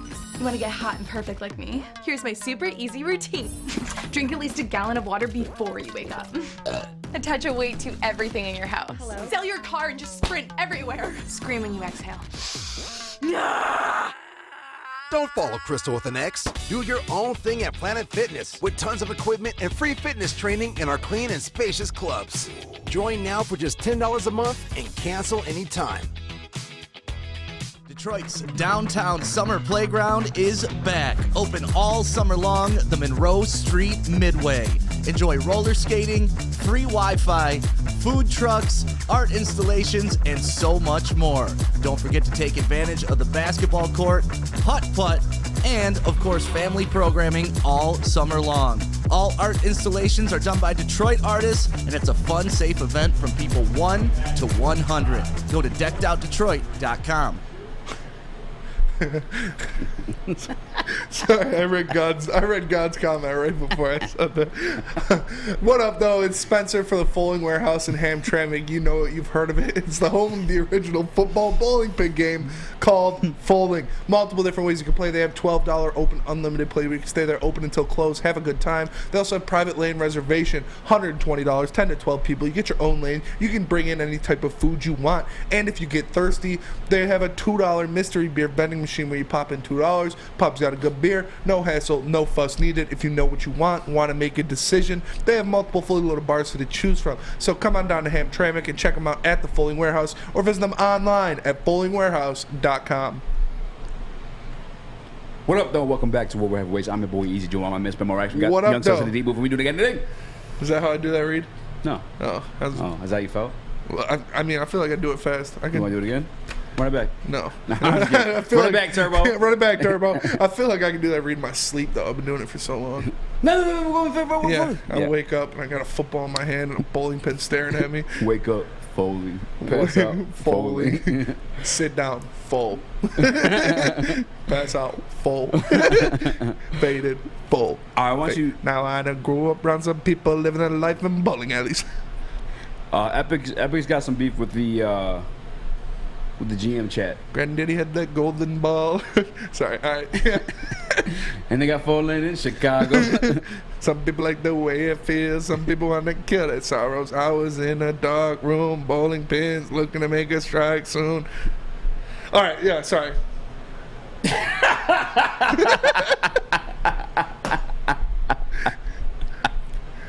Took a throw, then another throw. What up, then though? somebody said to me. Jesus, man. Ken Holland, not the best, but not the worst. Yeah. I need you to does he belong in the 4 or he doesn't belong in the 4? No, he said he doesn't. Okay. Yeah. All right. Cool. Moving on to brighter and better things. Shout out to Everything King in the chat. Shout out to Michael Mike in the chat. Shout out to Suyo in the chat. Shout out to my man God. Shout out God. Shout out the one and only, the original OG. Yes, sir. God did. The original God did. God did. 100%. Do we have the graphic for the top 10 Detroit athletes under 25? Because Spinny had a beef with this one too. Throw this one up on the screen. I did. I had a slight beef with this one. Not as much as people think, but I think DeAndre Swift needs to be higher on that list. I think DeAndre Swift needs to be at least at 7. I don't think Riley Green has shown us enough yet to put him up that high. I think someone should be in there instead of Isaiah Stewart. Whether it's someone on the Lions, one of these rookies, but I don't know if Isaiah Stewart's the 8th best guy. So as you can see, I'm cool with the top 5. Top 5, I think. In the order 2? In the order 2, yeah. Mo Sider 1, Cade Cunningham 2. That's like 1A, 1B. Like they're both going to be studs at their position for 20 years. Penei Sewell, Amon-Ra, St. Brown, Lucas Raymond. Great top 5. I'm good with that. You can argue different positions, but I feel like they're all in the same ilk. But the top 2 are 1A, 1B. You put either one of them up top, I wouldn't be mad. But yeah, I think Stu is getting a little too much love. Too much love. Yeah, I could see him at 10. But having Stu over Scooble and Swift is a little much for me. Yeah, I definitely put Swift over Stu. I'll put Swift at 7. Like I said, move everybody else down. What's up? So put your hand up. You got beef with Stu placing? Yeah, I got beef with Stu. Like he shouldn't be there. Like if I'm being honest with you, I like Stu as a player, but he projects to be a role player. And I'm not versed in all Detroit sports, but I can't imagine that you got 10 people who you don't at least feel can be starter level or all-star level potential right now. Like I see Stewart as a good role player and I like him and I hope we don't have to overpay him, but ultimately, like, that's what he is to me as a role player, and I feel like you can find the other things. And the other question I had is, like, they excluded rookies, right? Like, I didn't see Hutch, I didn't see Jaden Ivey. So, like, obviously this list will look different in, like, 2 months. But I did notice that as well. Yeah, for sure. It's, Jaden Ivey, Hutch, they're definitely going to be in there. Stu's a little high. And Swift was a little low. I was surprised to see Swift that low. Again, I think Green is a little high, too. I don't think he's really showed us enough to have him that high, but it is what it is. What do you think? Yeah, I'm trying to look at some of the younger Detroit Lions, and I'm wondering, just because of the Beef Stew situation, you want to replace him with somebody. How old is AO? Amon-Ra I think he's over 25. I'm looking at the list right now. We got Quintez Cephas. I'm just throwing out names. I'm not telling you specifically for sure, but I want you to tell me who you're replacing him with. Quintez Cephas? No. Jerry Jacobs? No. No? Okay. No, I mean, he hasn't showed us enough yet, really. Can I see the list one more time? I apologize. I just want to see. Bottom 5 are Sadiq, Riley Green, Isaiah Stewart, Skubal, and Swift. Okay. Okay, I will put Jerry in there. T.J. Hawkinson. He was already in there, though, correct? No, he's not. All right, let's see. 1997, July 3rd. I don't do math on there, so let me pull He's up my turning calculator. 25 this year. Okay, he's 20. Okay, it's under 25. Yeah. No, 25 and under. So, yeah, 25 Hawkinson should be in there over Isaiah Stewart. Okay, there it is. For sure. 100%. That's who we're missing. T.J. Hawkinson, 100% should be on this list. That's kind of wild that he's not. I mean, he just turned 25 last month, looks like, on the 3rd. So, boom, we solved it. Yeah. Hawk over Stu? Huh? Hawk over Stu? Yeah. Yeah. So I think Stu drops off the list. Yeah. I think Hawk 7, Swift 8, Green 9, Skubal 10. Yeah, Rodriguez won easy. Malcolm Rodriguez shot the joy 2 times. Yeah, Rodriguez easily number 1. Yeah, I can't put rookies in yet. We're gonna wait. Can't put rookies in yet, no. But all things being said, if these rookies do a fraction of what we think they're gonna do, yeah, Hutch, J-Mo, and Ivy will all be in that list. So I wanted to ask you, who do you take out? Well, I guess that too, and like which one do you see cracking the top 5 between like Ivy and Hutch? I guess J-Mo too, because J-Mo's gonna be. I'm pretty confident J-Mo's gonna be a stud. I think top 5. That's tough to crack because I think Lucas has, capability of going for 30 next year. So Lucas Raymond, I think he has the capability of going for 30 goals next year. So it's a beautiful conversation to be having, by the way. It is. Like we have a surplus of young talent. Yeah. Yes. It's So I do think Hutch, Ivy, and J-Mo will all be in there. Man. Can we make this a poll actually real quick, Sus? Can you say who cracks top 5, 25 and under in Detroit between Jaden Ivey and Aiden Hutchinson? And J-Mo, yeah. Appreciate you. Yeah, but you throw J-Mo in there too. I want to disrespect J-Mo. I feel like he's been forgotten about a lot lately. And so I'm looking at the list now. 6, Sadiq. They have 7, Riley Green, 8, Beef Stew, 9, Tariq Skubal, 10, DeAndre Swift. Again, I said I think Swift should be at 7, and then Beef Stew should be off, and we should add Hawkinson. If you add in those 3, I think both Tigers and Hawkinson or Swift falls off. So I think Riley Green, Tariq Skubal, and either Hawkinson or Swift falls off that list for Hutchinson, J-Mo, and Ivy. Yeah, I mean, Hawk falls off just off the age. Oh well, yeah, true, for sure. Yeah. So Hawk would be gone. So yeah, Hutch. So Hutch, J-Mo, and Ivy. Chat. Yeah. Okay. I think the one that would crack the top 5 would be Hutchinson. I do. Yeah. Yeah. What about Cato under Sider? Like, I know Sider is. Like, if we're doing like right now, I would agree that Sider is like, showcased more in the pros as yes. like what he is now. Yeah. But going based off potential, you don't put Tate over Sider? No. Like Murray Sider has the potential to be the best defenseman in hockey. He already is like borderline top 5 at his position as a rookie. 1 rookie of the year. Like the guy is special. He's a freak of nature. So I mean, like I said, I'm not mad with whoever you put over the other between those two, because I do think they are 1A and 1B. But, dude, Mo Sider is something different. Like, the guy is a freak. 100%. I agree with Tim France in the chat, too, saying, Hawk me off this list is crazy off rip. Yeah. That's pretty crazy. Yo, because this is ours. This is ours. Did Nick make this? Who made this damn list? Who made this motherfucking list? Somebody ass. Yeah. No, yeah, Hawkinson definitely deserves to be on that list. That is pretty wild. Sounds like a Nick Leach thing, huh? Hashtag FNL. Yeah, hashtag FNL for sure. Hashtag FNL, dude. The list killers killing their own people. Yeah, Hey, you know, man. I mean, These it'd shots be for like that everybody. sometimes. You know, if this list is making you crazy, like, You gotta cut them off. sometimes you gotta cut them off. And the best place to get them cut off is at Lady Jane's, because as you know, we broadcast this show live from the headquarters of Lady Jane's Haircuts for Men in Birmingham. It's definitely awesome. When I get off the show, if I want to clean up my dead ends, want to take an inch or two off, I can sit in one of those chairs, and I know my girls Megan or Alyssa will take care of me. I highly recommend you get to a Lady Jane's Haircuts for Men near you and let them treat you like a king as well. They're open 10 to 8, 7 days a week. You can walk in anytime, relax, and before you know it, your hair will be game ready. So like I said, get to Lady Jane's, open 10 to 8, 7 days a week. You can walk in anytime. At Lady Jane's, it's wicked awesome. We are the Woodward Heavyweights, and we'll be right back. The sports marketing agency would not be who we are without great community partners like Higuera Health and Carol Zaniga. It's an awesome opportunity to partner with your organization. Higuera Health is a comprehensive behavioral health organization. We serve children through older adults with mental health, substance use, and developmental disabilities across Western Wayne counties, and really excited to now be in Downriver communities as well.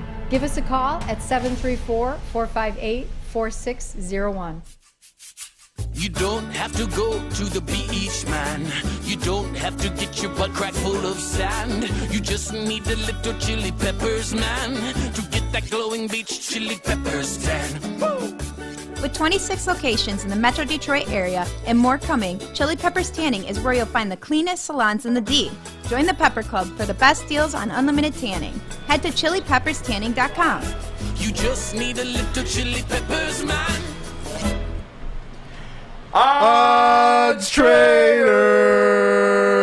OddsTrader.com is always for your game day bets, play-by-play updates, live scores, and the best price in every game from multiple sports books. Go to OddsTrader.com for your best bet. Guys, if you're playing with your money, be smart with your money.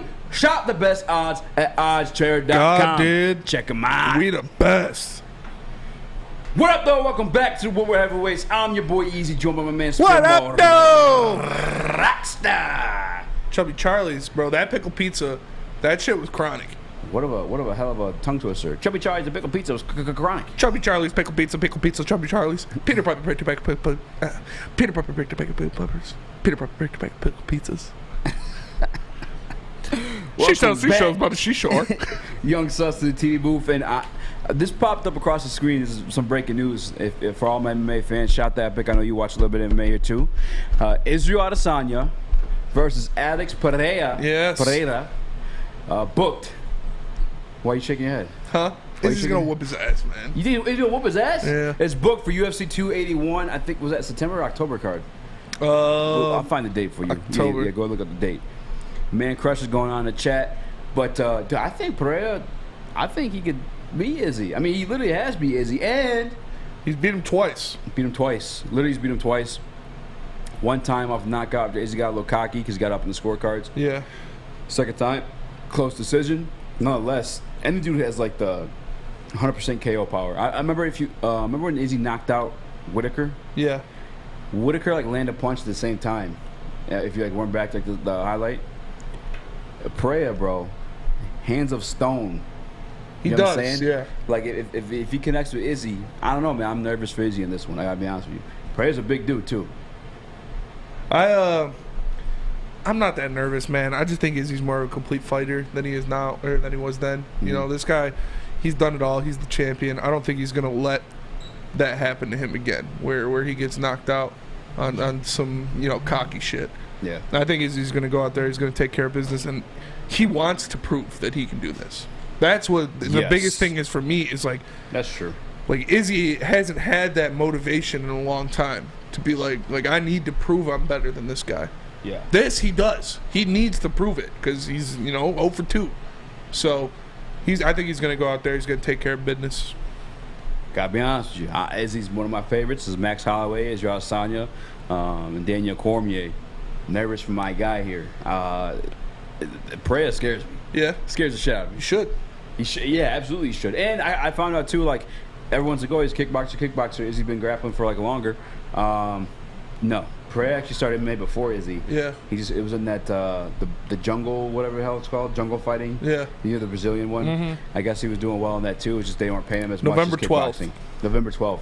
Shout out to Mustache Mike in the chat, and shout out to you for taking us to the Detroit Lions practice day too. Facts. Some sandwiches were fucking fire. Sandwiches were good. I ain't gonna lie, I caught my fat ass thinking about it throughout Dude, the show. breakfast sandwich. You throw cream cheese on the breakfast sandwich. That's a hitter. Honestly, it busted on your face. It did. It did. The yolk did. The yolk busted. You're walking around the camp a little bit with the white in your chin. Ain't nobody busting on my face, bro. So, well, you ain't doing it right then, bro. Yeah, it's, gotta take care of your lady friends a little better than that. Okay, when you hear someone say it busted on your face, bro, what do you think of? Me personally, the sandwich busting nothing all over your face and beard. Because I was chilling with Allie for a minute, the babies, whatever, and he went back up, and I went and sat down, and you're just like, bunch of camp, I'm like, yo, this bagel sandwich nut in your beard, bro. Yeah, there was some yolk in my beard. You could call it what it is. You don't gotta call it bagel sandwich nut. Oh my god, dude, that's crazy. Oh man, wrapping up the show. If you guys haven't already, please hit the like button. If you love me and you love Spinny and you don't want us to go homeless and hungry, you might even share it. I'm just saying. Yeah. If you're a real one. If you're a real one, you'd share for sure. That's what it's all about. But I still can't believe that TJ Hawkinson wasn't on that list, man. That's pretty wild. All those young players is a good thing to have, and I actually got to ask you, if you were like a GM, which one of those young players would you like to have? Yeah, there's a couple. Actually, not young player. Like, which which collection of young players would you like to have? You gotta think like longevity, get in the bag. I can smell your breath now. I think I'm gonna go Pistons. Yeah. Just because you'll get paid the most, and I love basketball, and we have that solidified star. We have that solidified, guy who is going to be our dude for 20 years. Hold on. So you telling me Sider's that guy? Yeah. Over Cade? Yes. But you picking Pistons? Yeah. Why come? Because it's more important. In one player in basketball can do a lot more than one player in hockey can. So would he be a bigger star, though? Since I'm saying, no. Sider is he's a bigger star. Well, bigger star. Well, I guess not star, but better. Like you're saying. No, Sider is better at his position than Cade is at his. And you like Lucas Raymond too, right? Yeah. You staying top 5, or are you cracking out of it if Hutch comes in? He'd probably be the one that drops out. Okay. It depends what he does this year. He might, like I said, he might go for 30 goals this year. So yeah, if he goes for 30 goals and Hutchinson doesn't go for 10 sacks, Lucas is staying top 5. Actually, what's going on with that poll, by the way? Let me get an update on that one. 55% Hutchinson. Yeah. I'm not mad at it. I feel like Jameis being slept on a bit, especially because wide receivers we've seen the rookie years come in and just tear it apart. Yeah. Justin Jefferson, Jamar Chase, 2 guys you put in there. I think Braylon had both those guys in their top 5 yesterday, if I'm not mistaken. Chase number 2. Chase was number 2. He was 1B. Are you mad at that? You think? How you feeling about that? I mean, who am I to question Braylon about wide receiver especially rankings? Wide receiver, yeah, exactly. So, but what he showed us in his rookie year. In his rookie year was insane. He was unstoppable. He was one of the best receivers in the game last year. So I'm not mad about it. I'd like to see a little bit more on a more consistent basis. Yeah. Before I put him that high, but I mean, hey, dude, he's definitely one of the top talents in the league for sure. Purely off of fandom, if I could just assume any GM role of all these teams, you're taking the Lions. Yeah. Yeah, just like I said, because that's purely off. Yeah, I mean that. And dude, I called Malcolm Rodriguez. Dude, look at me. For sure. I don't know. I love basketball so much, and like I said, one player in the NBA can make you a lot better than one player can in any of these other sports. And we got that one dude in Cade for hopefully 20 plus years. Mustache Mike says Cider and Raymond all day. Yeah. And you got my guy Solter Bloom. Marco Casper, Evanson. Good draft pick. You guys play center and forward for you. Evanson, Hossa, they're loaded up. But we're coming to the end of the rope here, folks. It is Friday. We appreciate you guys rocking with us all week long on the Woodward Heavyweights show. Make sure you like, make sure you share, make sure you subscribe, make a fake account for your grandma, make sure she's watching the Woodward Heavyweights, tell your friends and family, make sure they're watching the Woodward Heavyweights, because we give the people what they want. Give you what you want. And we're here Monday through Friday, 5 to 7 p.m. You know where to find us. For my boy Eazy to the left of me, for Young Sus holding it down in the booth. My name is Spencer. We are the Woodward Heavyweights. We will see you guys on Monday. Have a great weekend. Peace.